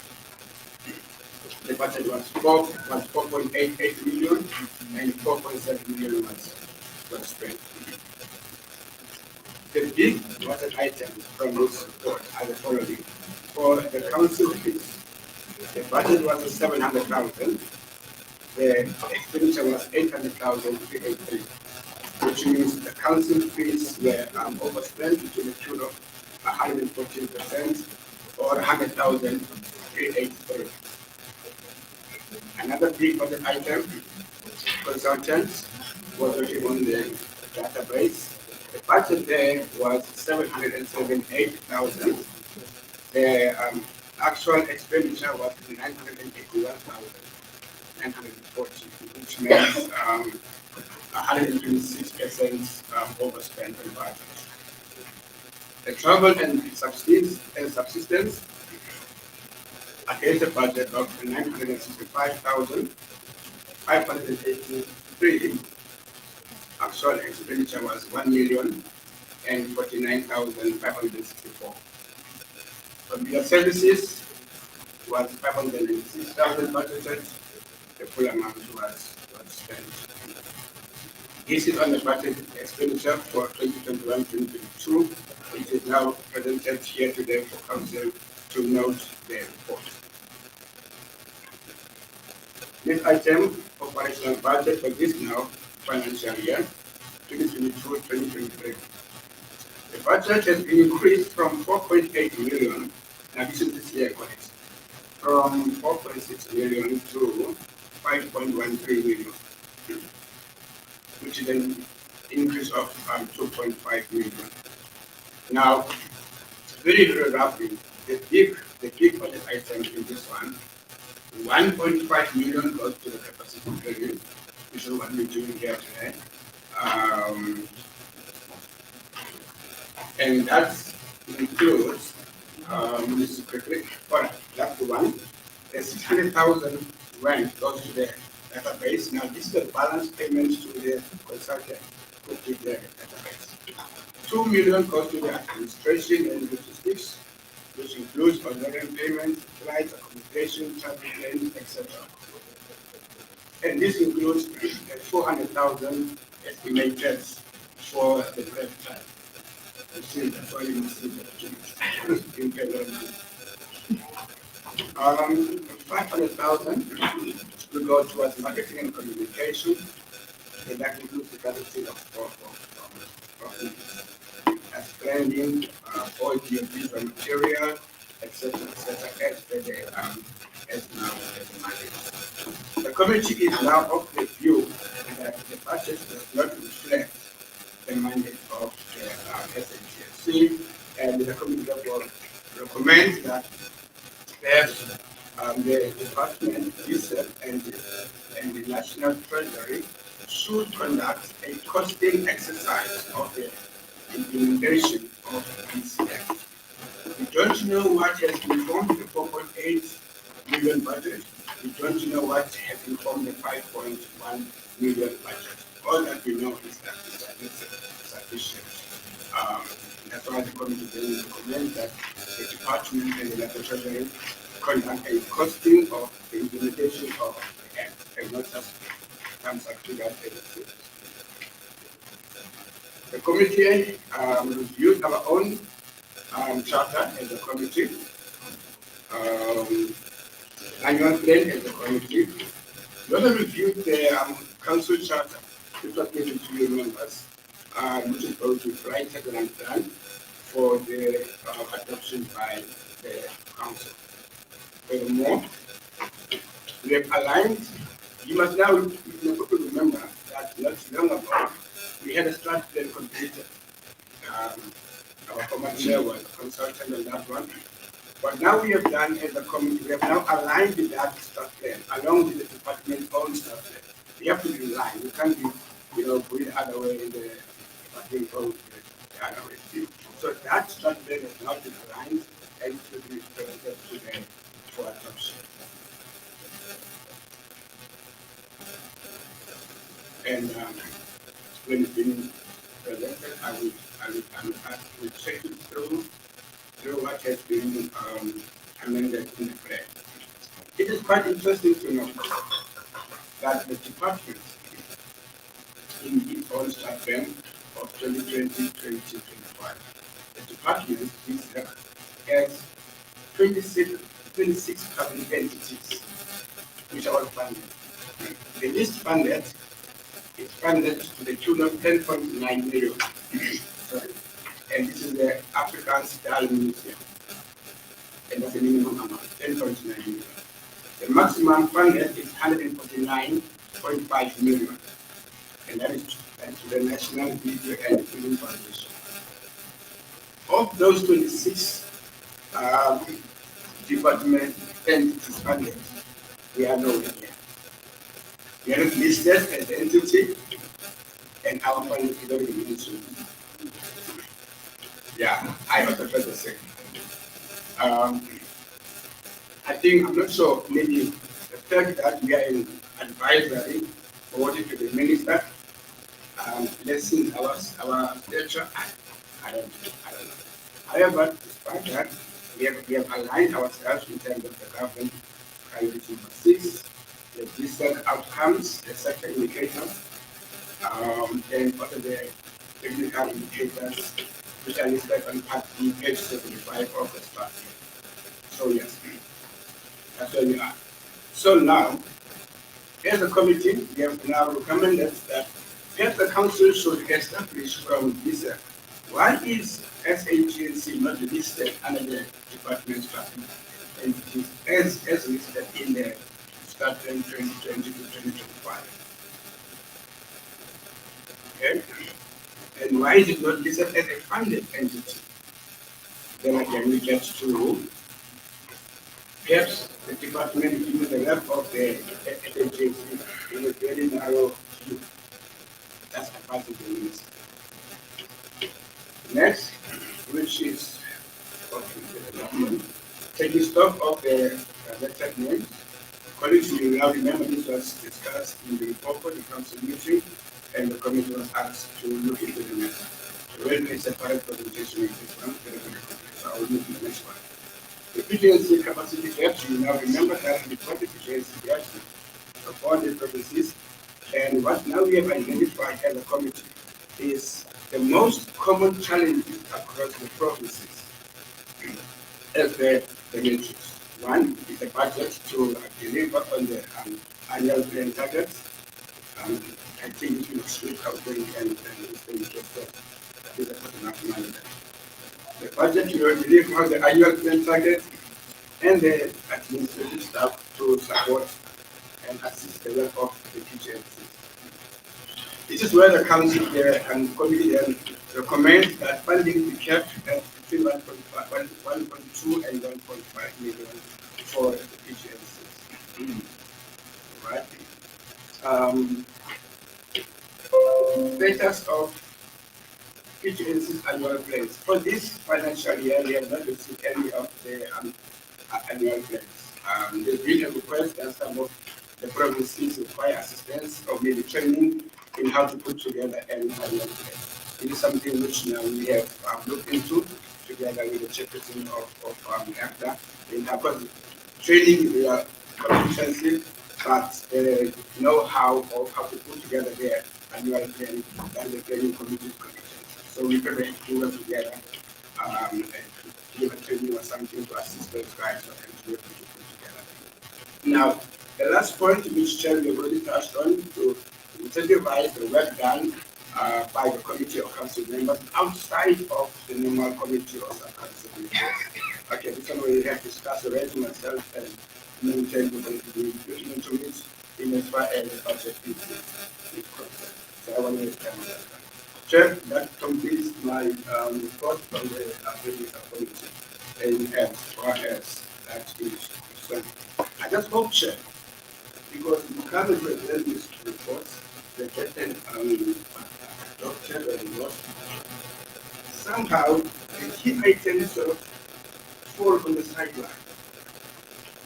For example, when the committee recommends that the department and the national treasury conduct some cost assessment. What's the name?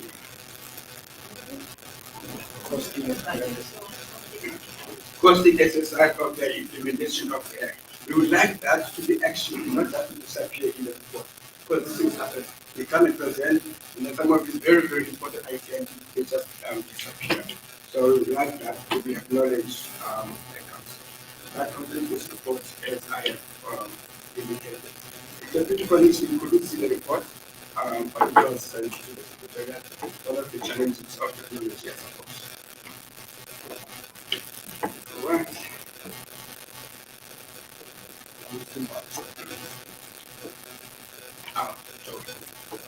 So now, the next item, taking stock of, can I continue? Yeah. The next item is taking stock of the targeted names. You will remember that this was discussed in the open mentioned, and the committee was tasked to discuss this. The committee discussed this in the meeting on the 27th, 26th, and 27th of May. And below is the summary and the way it was proposed. Currently, the department has undertaken or is undertaking an audit process, often estimated 1,500 targeted names from the year 2000. The department wants to establish the quality of data, because some of it reports they have missing coordinates and some incorrect information. So this process will take almost between 3 to 4 weeks to complete. And the role of the provinces would have been identified once those names have been completed in the application. We have also acknowledged that this is a dual process as follows. One, the data collection of the targeted names on the database continues. That's one. Two, the audit of the names that have not been implemented will also complete at the same time. Hence, this will be a dual process. A process flow will then develop and presented for concurrence. And then once that is done, Sandral and the post office and SAGNC will also be requested to be part of the process in as far as to identify which names that they know of that have been implemented and which have not been implemented. As I've mentioned, we're talking about 1,500 names we have collected, but the act was passed in 1998.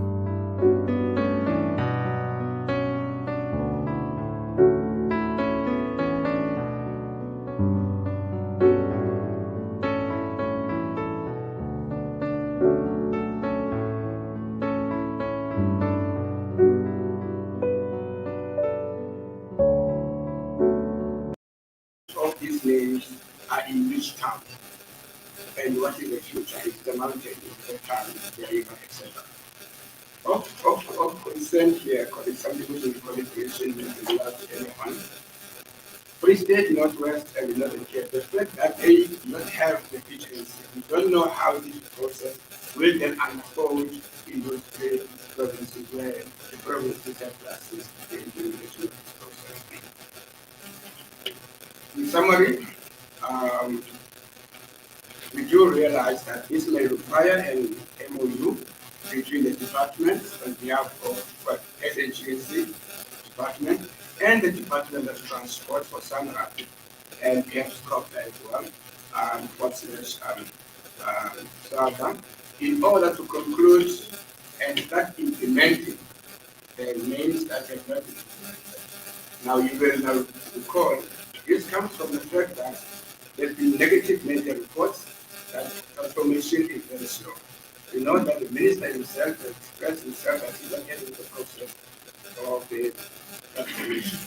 We know as well that there are names that have been gazetted that have not been implemented. That's why we are talking about this now today. Currently in the team is Mr. Muteli Soka, the department, Mr. Tony Mukoro, from the Committee of Planning and also from SAGNC, and myself as the chair of the planning committee. Colleagues, this report is presented on the level of the team for the council to affirm its support and dedicate resources. Thank you.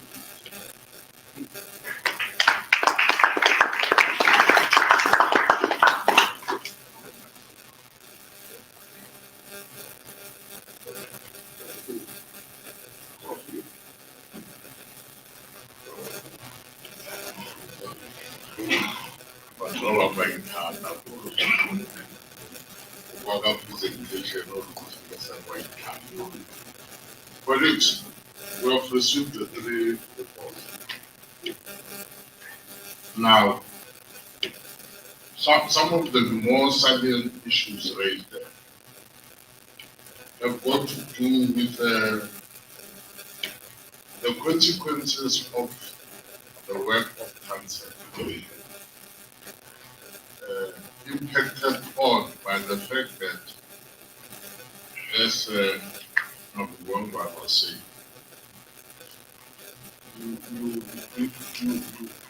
you do such a steady work, but it would appear you are a stepchild of it. To the extent that you are not even mentioned as an entity. So you are an afterthought. And if this situation continues, your work will not be matched by the budget allocated.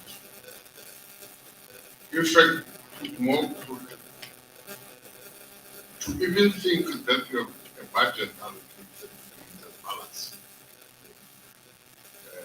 You exist at the behest of someone who has a budget. It's not your budget. If you understand what I mean. But even more critical is when you begin to say your planning is aligned to the planning of the department. The question then becomes, why do you think your planning should be aligned to the planning of the department? The department that seems not to be even aware that it exists. You understand what I'm saying? But having said that, you must then say at the strategic level, how do I lay a stake to my existence within the department? What would be the best way to go? One is, as per legislative review. Because when you review legislation, you start off by actually defining yourself within the parameters of the legal framework available. Now, how you then define yourself will be the best way to take yourself out of the quagmire of being regarded as an appendage. But what actually becomes a threat to that process is that you must agree to a roadmap that legislative review has to go through. Which roadmap might outlive your existence as this formation. So you might find yourself working very hard, and then your term office comes to an end, and you get replaced by other people who are not on the same page as you, and they drop them. So I'm saying, as and when we discuss this thing, we should not forget the landmines that we will find on the way. But even more important is that there are primarily two policies that we must have clarity. The one policy is policy on consultation. Now, policy on consultation will impact on many other things other than what we are doing as SAGNC. That's why when we adopt that policy, we adopted fully aware that it will be subjected to a roadmap of sorts. And the second policy, it's a policy that guides PGNCs in terms of operations. Now that policy is as per legislation. So it's something that we can actually deal with now. And if you look in our program, you realize that the issue of policy on consultation appear twice. So if you deal with it this side, it will therefore mean that you have dealt with it mutatis mutandis, even tomorrow, moving up to 4th entry. But even more important, which I find to be lacking a bit, is policy on the work of the South African Geographical Names Council itself. Right? Policy that governs the work of the South African Geographical Names itself. Now, how we are going to, or how I'm going to propose we do this. There's the quicker way, which is already in the process, and the longer route, which is very cumbersome and tedious. And I think that's the route we are going to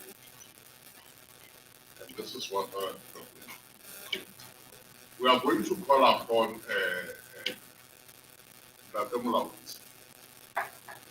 from your work, what are those things that we think you have dealt with and need adoption by this board?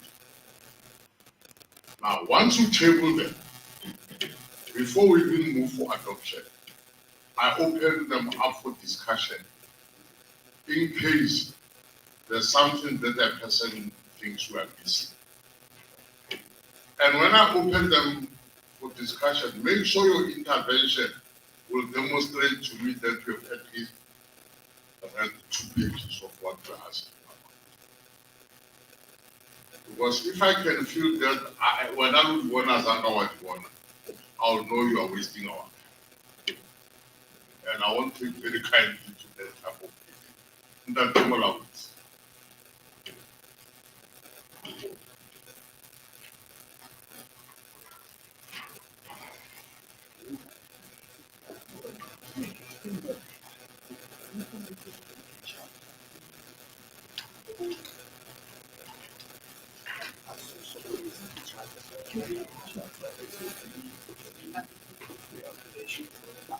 No,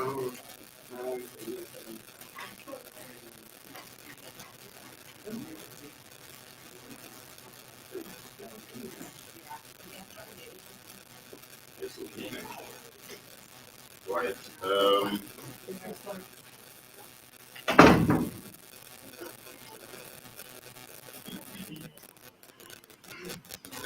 Right.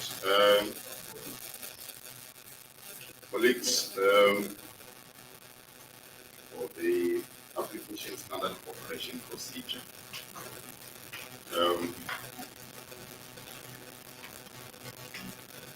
So the SOP that Sheena spoke about is with regards to the application process.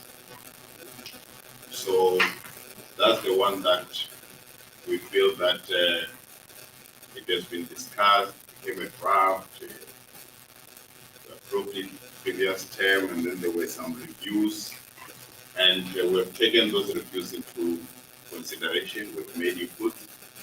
So I would.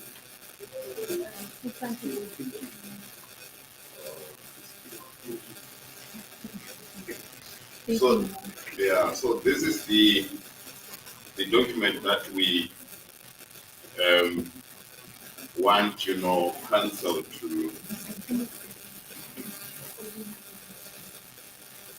adopt.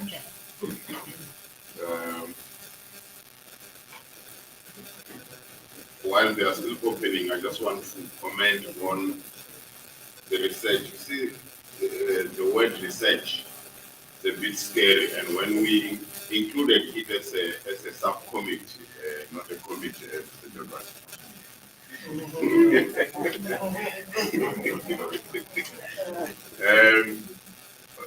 Just there's an element of verification that is needed. We don't want people to thumbsuck and for the committee or council to take it at face value. So we want some sort of verification, and of course, taking into consideration the lamentation from the other committees, especially with regards to resources, and that some researchers, of course, they don't do these things for Mahala. So we say, even our, and Mr. Jordan has been upfront with regards to SAGNC, intervening. And we've got doctors, we've got researchers in our midst as a council. So where verification process or there's no capacity at provincial level, then I want to believe that you will be in a position to unleash some of the doctors and professors in our midst so that they go and verify. Some of this information are obviously in front of us in a desktop. We've got archive institution that deals with National Archive and even provincial. So we've addressed that issues of research to say we are not saying academic research that needs to have even references, to say I've consulted so many sources. No. As long as it's verified, then we're fine with that. So, Chairperson and Deputy Chair and colleagues, House at large, this is the document that we say it be adopted. We have gone through it lots of time. The only thing that needs to be discussed, which is a burning issue, it's on, before we even go to questions, because I know it's the only one that needs to be discussed. It's the 3.5.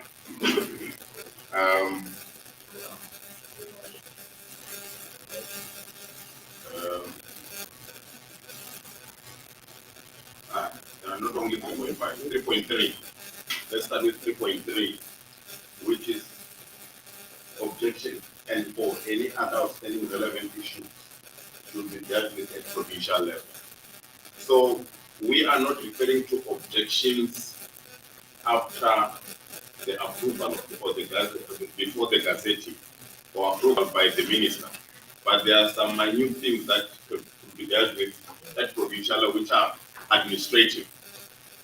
So that's what we're referring to as objections, not objection in its true sense, but on the application processes. So hopefully when we say we're adopting this, no one will say remove that. We are saying at application process, where you feel that people are just saying no, those frivolous, objections which are will not even stand, the test of time. So those are the things that we're referring to. Then 3.5 is very important.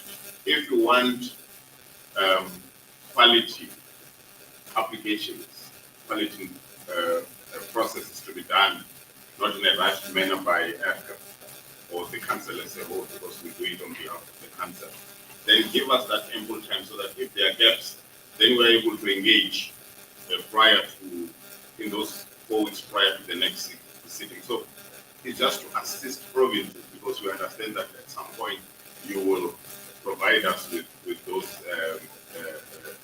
information. We want them to be rectified ASAP, but proper planning promotes or prevents poor performance. So if you allow us to plan properly, then obviously we'll have quality issues provincial chairs.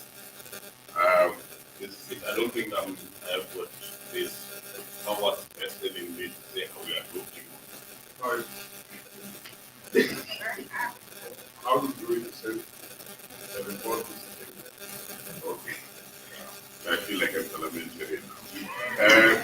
The report is tabled. Short and sweet. Yeah. Any questions? Any questions? No contribution. That's contribution. Contribution.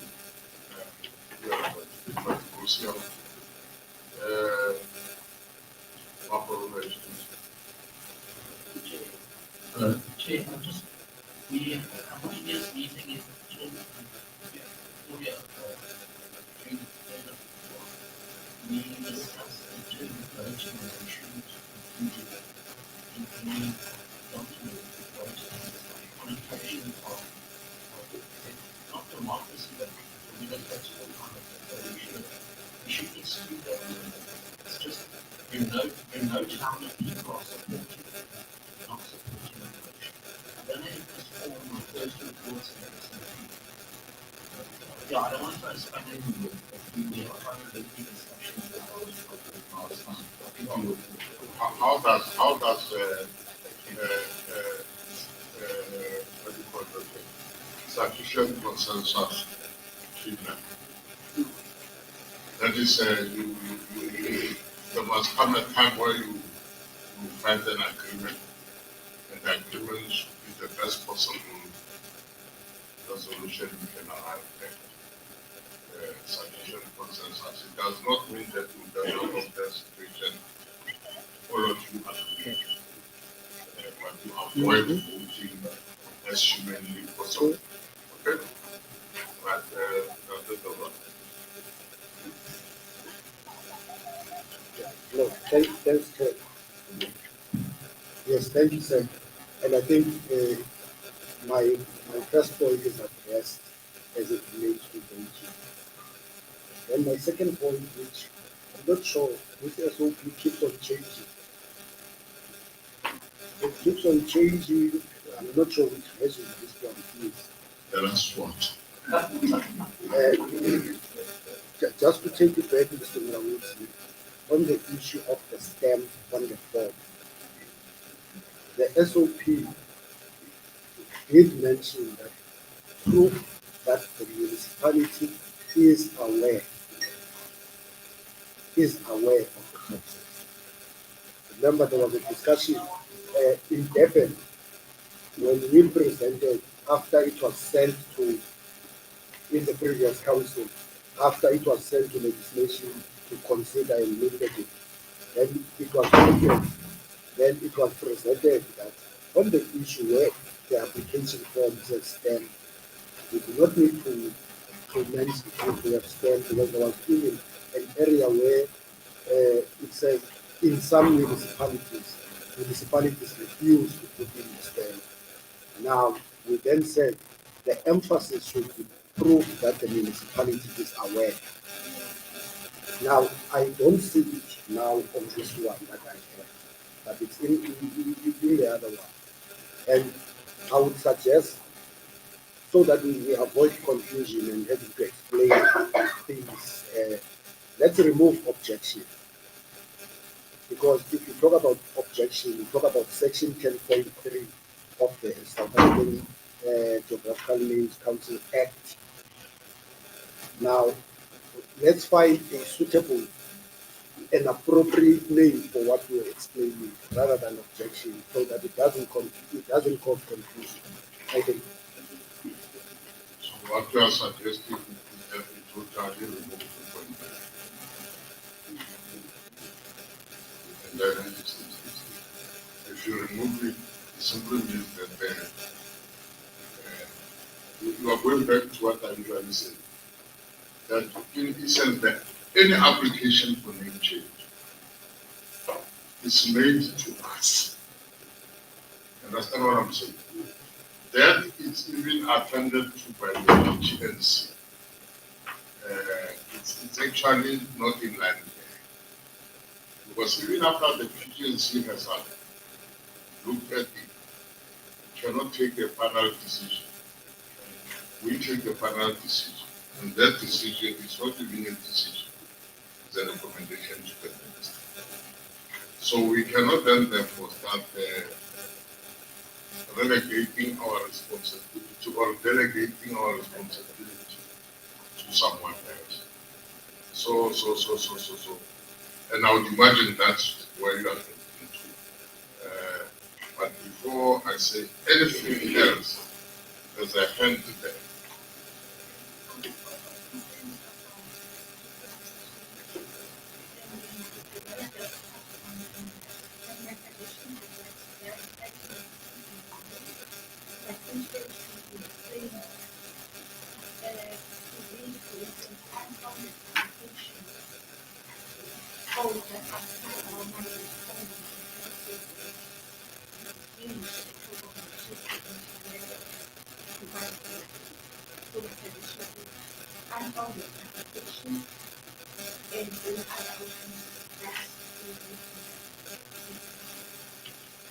Okay, how does this sound? Then all applications before submitted to SAGNC should receive full treatment from the Provincial Program Coordination Committee. In other words, you are saying PGNCs must clean this application before they even support them and they submit them to the SAGNC. In that way, we don't bring in the element of objection to confuse the element of objection with objection after a name has been approved, so to speak. You know, the type of objections that you find before the minister Twanika says that thing. So that objection remains at that level, not any other level.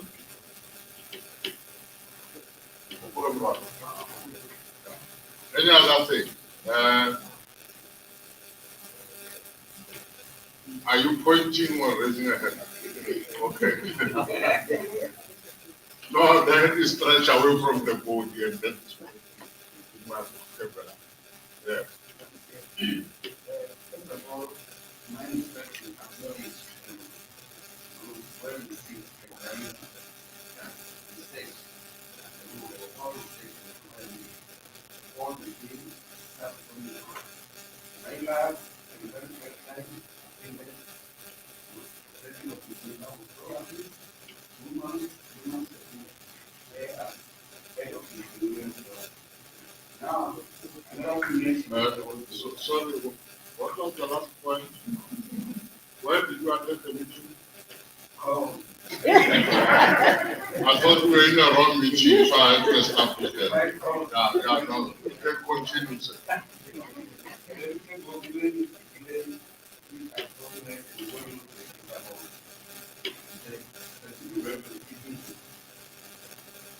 Text information and source of information is all about references, text property. It's also working about how to use everybody or how to. However, I feel the time constraint. I don't want everyone to be but I would prefer more part of what activities that we take place here to be included. The scope, the jurisdiction of the subcommittee of Okay. Okay. That's it for that. I've monopolized this time. Chair, ma'am, I want to speak on 3.2. I thought I was going to speak on that. When we say where it is felt there was not sufficient consultation. Now, the feeling part of it must assist to define what is sufficient consultation. So we can't act on feelings. We must then guide to say, this is what we call sufficient consultation. Then, if then there is evidence, there is no evidence of sufficient consultation.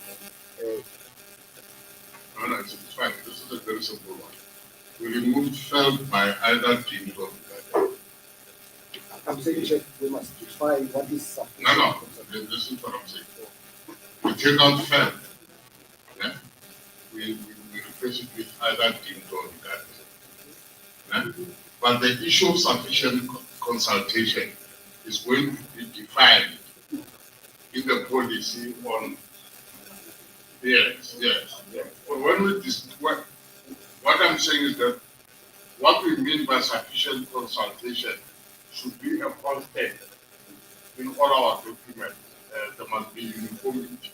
So that if a person reads a document and says sufficient consultation, yes, it doesn't get confused as to what we mean by sufficient consultation. And that does not require us from every time defining what sufficient consultation is. All right. Right. With all those cleaning of rough edges, can I have someone moving for that option?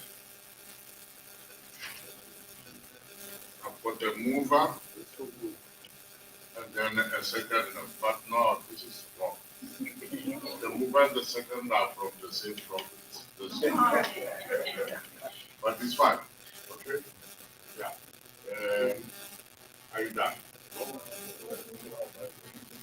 Coming.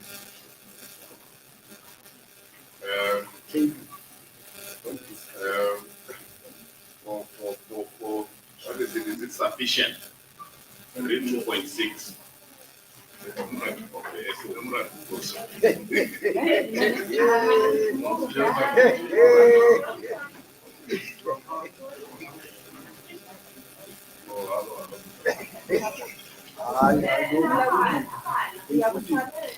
Yes.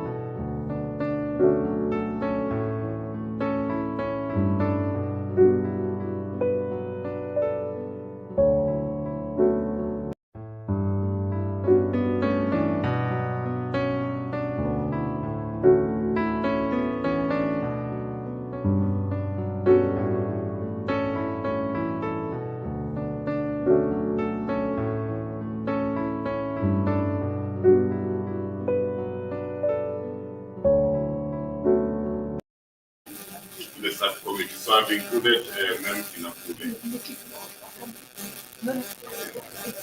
It's there, yeah. It's on my USB.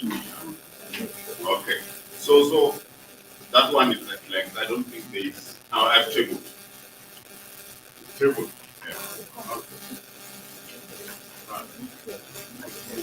Okay, yes, Mr. German. I move for the adoption. Is moving for the adoption. Who is seconding the adoption of the I know I'll recognize Jay. Whatever.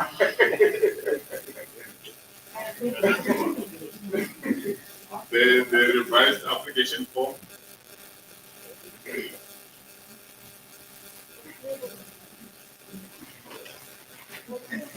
As they're opening it, they should have or aware and acknowledge.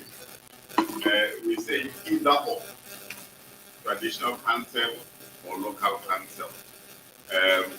And the stamp doesn't necessarily mean they are endorsing or not. It's just to see that it has passed through to them. So we were in agreement. The one that we have submitted had a logo. Yes, there's someone trying to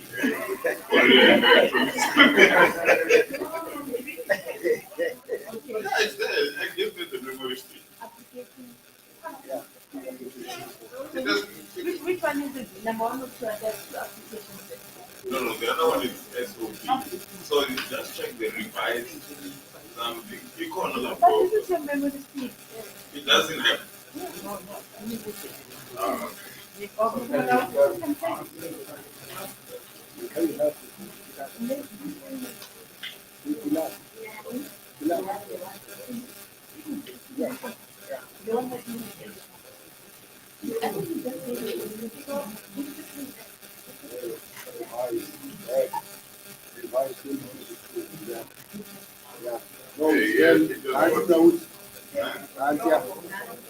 The one with the logo is, no, yeah, it is.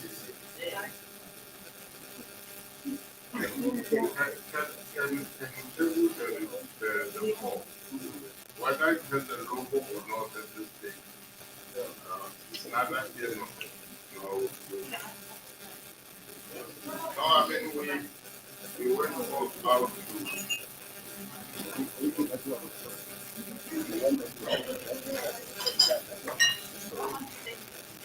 no, it's there.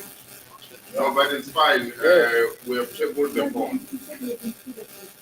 Who is moving for the adoption?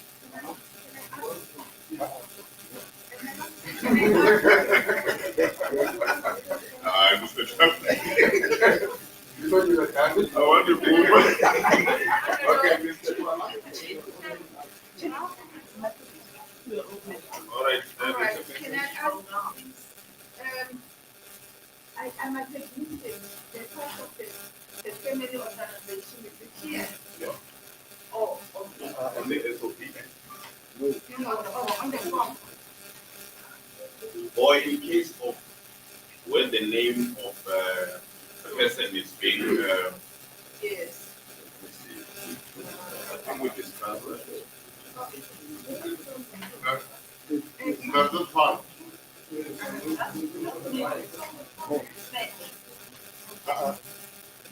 No, it's on the SOP.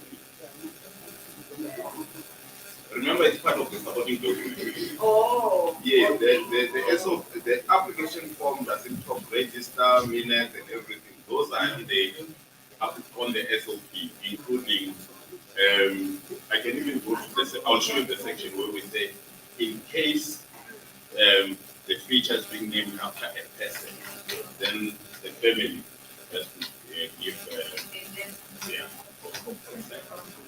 Yes, no, that is part of the SOP. There we go. Mr. Tola, sorry. No, why we that is the form of the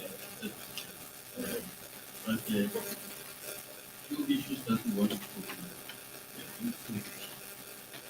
One is the issue of the STEM. Like I hear the subcommittee say the STEM will not necessarily mean other than that we have seen the form. Now,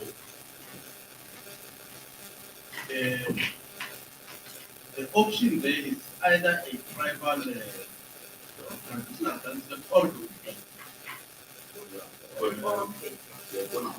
yeah, so I wanted to check whether that will not confuse our work. Because in essence,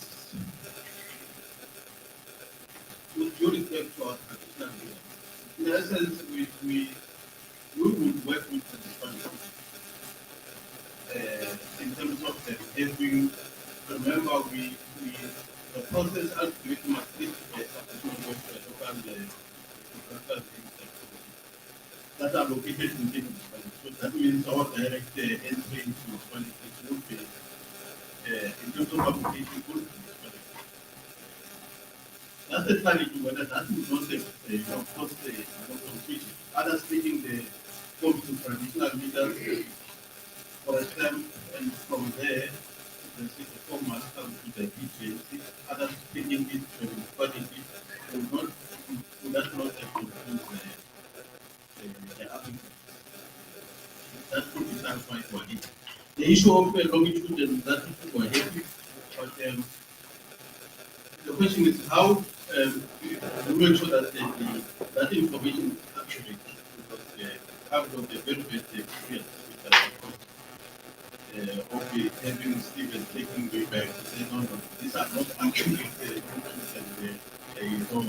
so we need to be sure if we are saying that process can be managed there. Are we giving accurate budget that will give us accurate details that will not lead to the application not being taken back by yourselves. And the last one is that we not maybe the form should be specific, and I know you have mentioned the issue of methods. You said no, it's not the mandate, it's the commissioner. So I'm proposing that accommodate here in terms of information that is mandated. For instance, you mentioned the issue of the contact numbers. For me, contact numbers, contact details are mandatory in that form. If you find them an application without a contact number, honestly, in this age, I do not see an applicant in South Africa not giving a contact number, not for himself, somebody in the house, or a relative, or a neighbor, so that you are able to contact them. That is, for me, it's not here. But like I'm saying, maybe the form should be able to specify this information is mandatory. We need it. This one is optional. If I'm satisfied on those words, I'm taking for that. Okay, thank you. Maybe before other heads, and I respond to that one. On the traditional versus local, we've been very specific that it is more on the application process. So the applicant can either go to traditional leaders or local council. So I don't want us to club it with the establishment of LGNCs. This is merely on application processes, just to say, is to acknowledge, because previously we removed endorse. So we're saying they acknowledge, they are aware. So acknowledge, aware, consulted, more or less the same. And then on the second one, the first one was on coordinate. So yes, on coordinate. We have Stephen in the committee. Some of the application forms, many a times they come without even coordinate.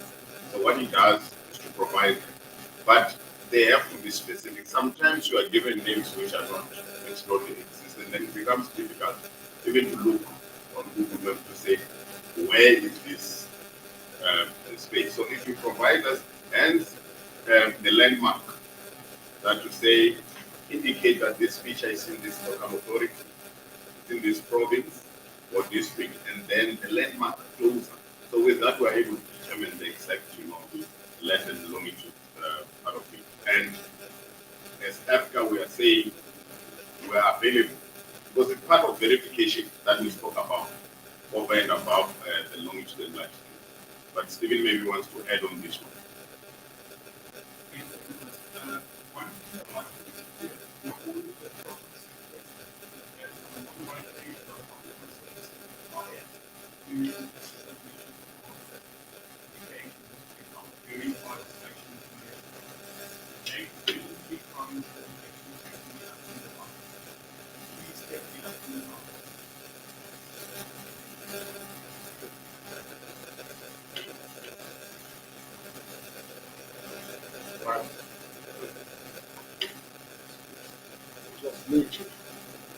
Yeah. The best always comes last.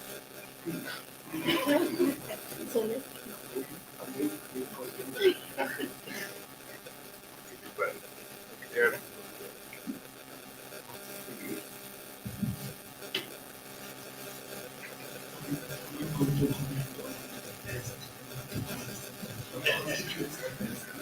I was going to go fast. No, actually, I just wanted to give advice on just this thing of local currently, we know that the Act on Traditional Leadership the youth and the education of the community. And according to the statute, now, what I'm raising is that to tell us this is the Sumabulan community, how possible a poison community. Yeah, wanting to do so many things that we are saying that it doesn't speak for them. So I would suggest that Poland House defines local and traditional leadership, just to include the calling and sign leadership, just for future learning, because we might adopt this form today and tomorrow they might be living somewhere or they might be recognized by the statute. So it's just that addition on that thing, nothing was changed. Yes. Fine. I hear you. I hear you. That which you are raising as a concept is writing the definition of what is traditional. It's not to the exclusion of any other person. But I think the other fundamental issue is that the 12, either or simply means it gives the person not even latitude of a choice. And assistance in the sense in other areas. It's not, local government offices are not easily accessible as compared to the traditional houses. Because if you don't do that, we might find ourselves in serious problem. And that goes hand in hand with the issue justice. A person who fills in the form, ana capacity luxury or how provide the so there must be a way that we are able to assist the correct living that don't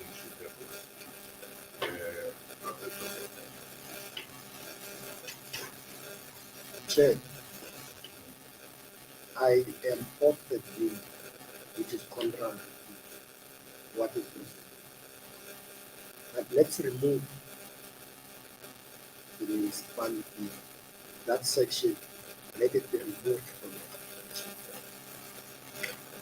the application and consider the municipality as a stakeholder, because the experience that we have always been maintaining is that you see in the application process your designation, and recently, whatever. But what I'm trying to say, Chair, but currently you are sitting with an application form where officials in Subcommittee are refusing to sign the application form, citing the experience of Quebec.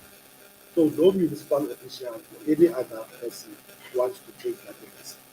And we must not put ourselves as council in a situation where we put ourselves in a bottle. Let's rather remove that and have all of them being stakeholders and engaged as part of stakeholders than to say a form. Because once you don't have that stamp in the application form, you are creating a crisis not only for the applicant but for yourself as council, because you can't submit an incomplete form to the NEC. Thank you. Remember idea, the form is sent to us. Idea. Then if the form is incomplete, we must take it back. Now, if the form comes without proof that the municipality is aware of the application, we take it back. That will include and not be limited to instances where the municipality is aware. So I'm saying, let us not be driven by intransigent behavior for certain people, whose behavior then are our way and makes us do something that actually accommodates people who are wrong. Remember, the purpose of signing is just to say we saw the application form and you don't even decide on the application form. That can be very difficult. So people who are making it difficult should make us change the manner of operation that we do. Because we will end up chopping and changing until we have an application form that says proposed name, and then it just comes and nothing else. You understand what I'm saying? I insist you should not try to remove the part. You know what I'm saying. And unfortunately, I'm not talking in that one. It's not wrong.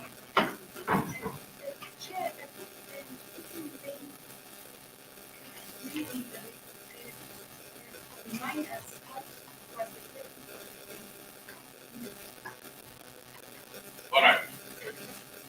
At least in Ghana, there I can lay claim of something. You see, in the past, the form will come out with a topographic map of the area to make the issue of coordinate easier. And the only people who could supply the topographic map was the municipality. So a person will fill up a form, and once he has done, he goes to this town planning division of the municipality for the topographic map. And when they give him or her the topographic map, they stamp the form. That was the, not that the municipality can say we do not agree with you already. No, that is not the area of operation. Their area of operation was to assist the applicant with the topographic map of where the feature is, and even give you correct the longitude and latitude. Now we are saying there's a problem in terms of cooperation, and I'm saying the solution to the cooperation is not to downgrade our work, because if that is how we are going to operate, tomorrow another one will be saying no. If you remember the renaming of Brantford, I like that, where the family was saying to us, you want a letter from us to give you permission to use the name of our mother. You will not get the letter until you give us 2 billion for a restaurant.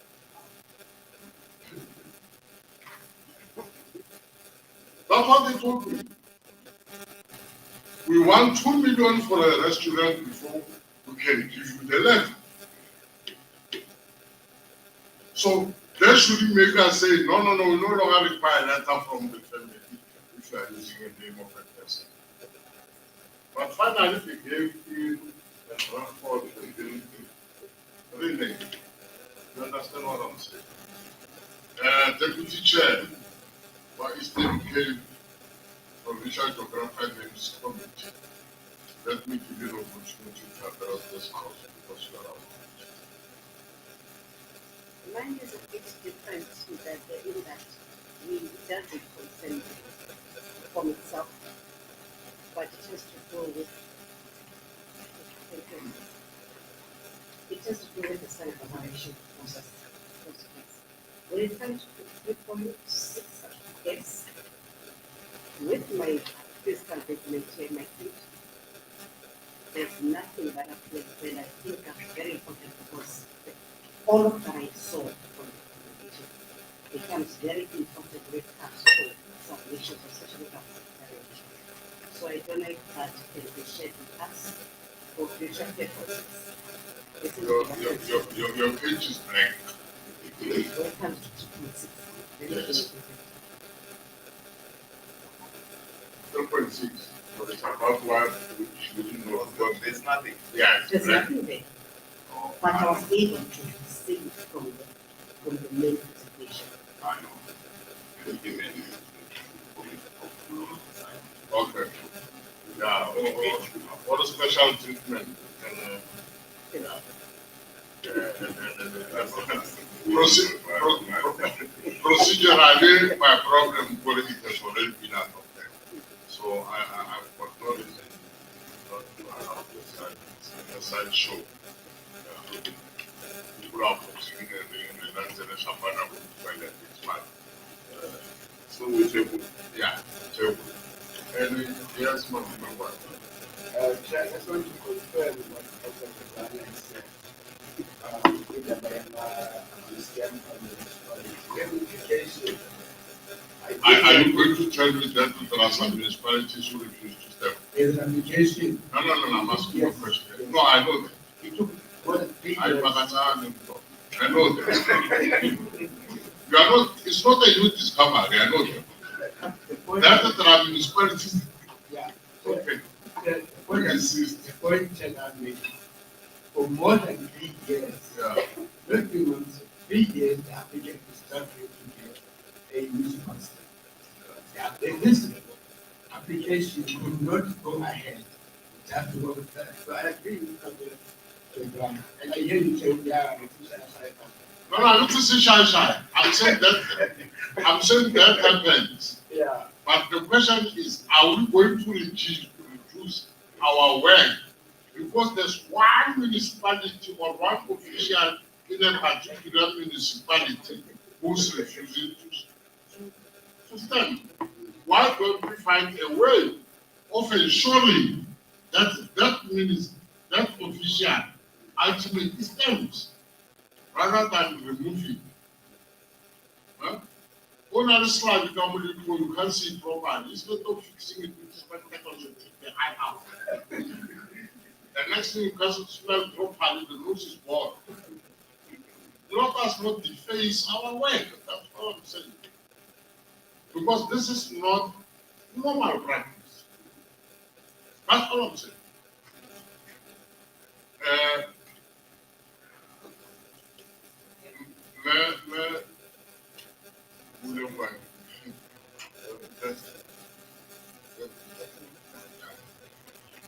Chair, thank you very much. I agree with you. Look, I'm the member of the committee and sound full. However, I think that say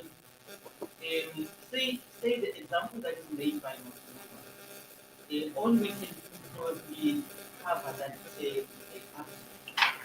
if that applicant can show us proof that for example, I and find so many times they have not responded and I touch on the phone. That because the stamp in itself on the SOP was saying it's not an approval. It's not to show that it is passed. I think that is. Thank you very much. I like that. Yeah. I like that. No, It's a way forward.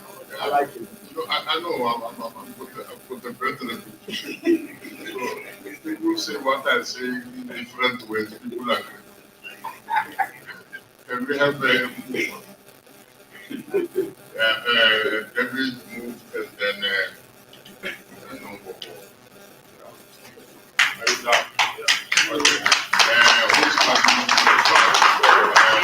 Number, come and table your report.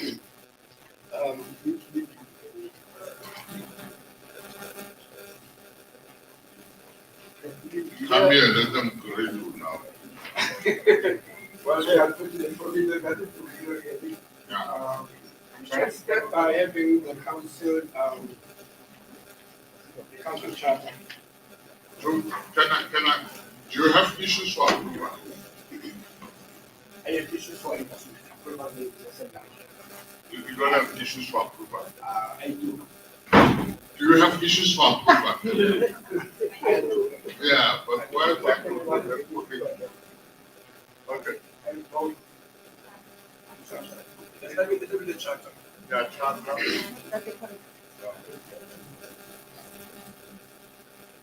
This is a council charter.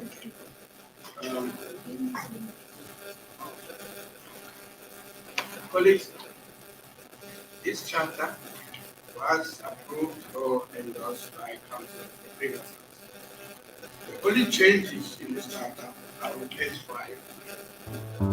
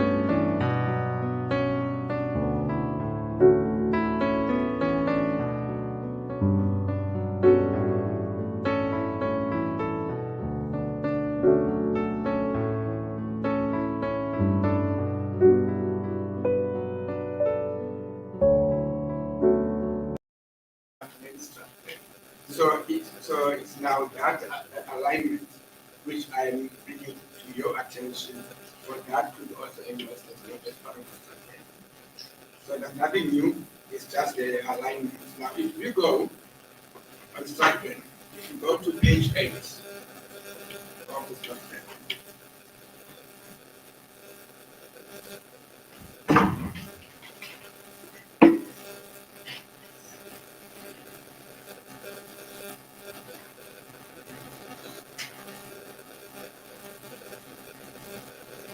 okay, page 8 of the plan, it's not yellow, it's now 2.8. And you can see colleagues, it's really about the aligning the council strategy with the departments. And if you now go further down, you will see how the plan is aligned together. Then we focus on the alignment on page 106 of the department strategy, where we're looking at department number 6, which is social cohesion and set of communities, and the decent outcome, which is the diverse social cohesion society, the common identity. And the decent outcomes for this council, the outcomes are again the diverse social cohesion society. Output there, transform and standardize practically. And the output indicator is the number of practices notices on standardized future practically application. The second indicator is the number of community conversations that dialogues held to foster interaction. In the last bit is the technical indicator, which on page 75 of the department strategy, which reads intended to promote social cohesion by election. This is how the two documents are aligned. So this document now is the alignment of the department post. Yeah. So this is an adopted strategy plan, departmental. So we align our strategy plan there. So what we need is not we need the adoption, it's just an endorsement again. Yeah. You know, Dr. Maus, I want to say a statement and then we'll discuss it. For now, people here will not welcome now. People here will not welcome now. We'll discuss it.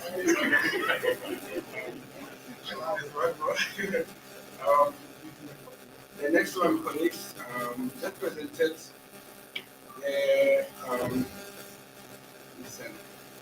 taking stock of the standardized name. The bottom of this report.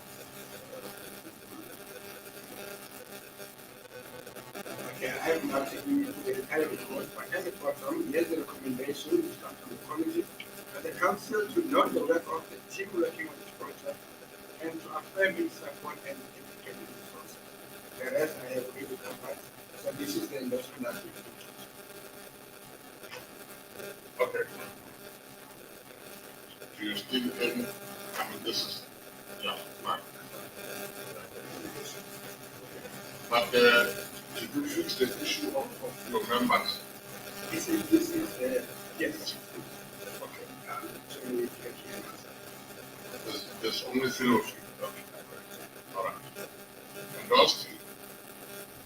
But you have another one. What? very last one. Very last one. Thank you, sir. The very last one.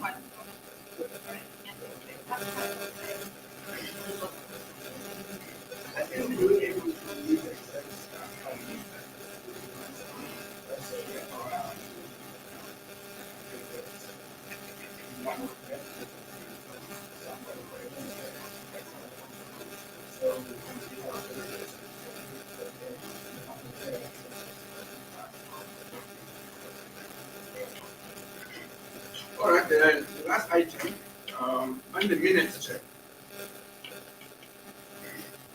On the minutes, there are executed. Oh, sorry.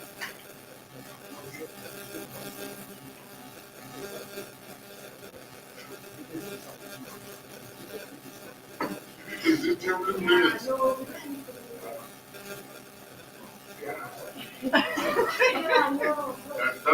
That's what, hey, you know, this is trouble. Okay. No, very quickly. Subcommittee, sorry, can you? Yeah, no, can you subcommittee report to council? That's what it is. Can you subcommittee report to council? Chair, you know, the colleagues have said, if you come and present this report, but there are some issues, very, very important items that are discussed and not implemented. Now, from this chair, number one, Can I check something? Was the report circulated? is Yeah. So it has not been amended. No, So it's tabled. it's still, it was on the way. Right, fine. Procedural, it's a report of the subcommittee. The council. So it's tabled here for cognizance. Yeah, I don't know the correct line. No, it's tabled for cognizance. Okay, I will use your word. Yeah. Now, An amendment has been distributed, it's tabled for cognizance. So people must take cognizance of the report, but present the report of the subcommittee to the council. All right. in this report, we are action items. Those will be correct. That's what we should do. The recommendation, not the report. The first one relates to the efficiencies. Efficiencies assisted, they asked to be assisted with the training on drafting the annual plans, the reporting, the revised application form, and the SOP. And Councillor Woods and I from the committee is a committee is tasked with training, but the content in terms of the annual report online with the training committee. So we agree that we can assist the provinces by offering this training to the provincial secretaries and the directors. That is one action item. The second action item, we have requested that as far as budget is concerned, that the department and the National Treasury conduct a costing exercise of the Act, of the implementation of the Act. And the second one.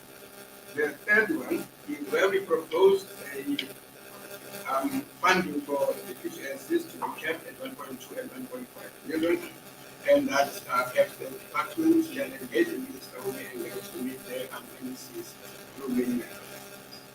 And the last one, Chair, is the council to consider. We are only 4 members in that committee, and the committee are looking to consider if they cannot take additional members. These are the 4 action items in the human report, and I request that the council approve them. All right. Okay. We are still where I wanted to be. So this is the yeah. These are actions which have got financial implications. Yes, and they having financial implications cannot be dealt with swiftly like we have. So we know that there's documentation, and some stage the documentation will have to be tabled in a meeting of council before discussion and finalization. So for now we know. Okay. Do you have another one?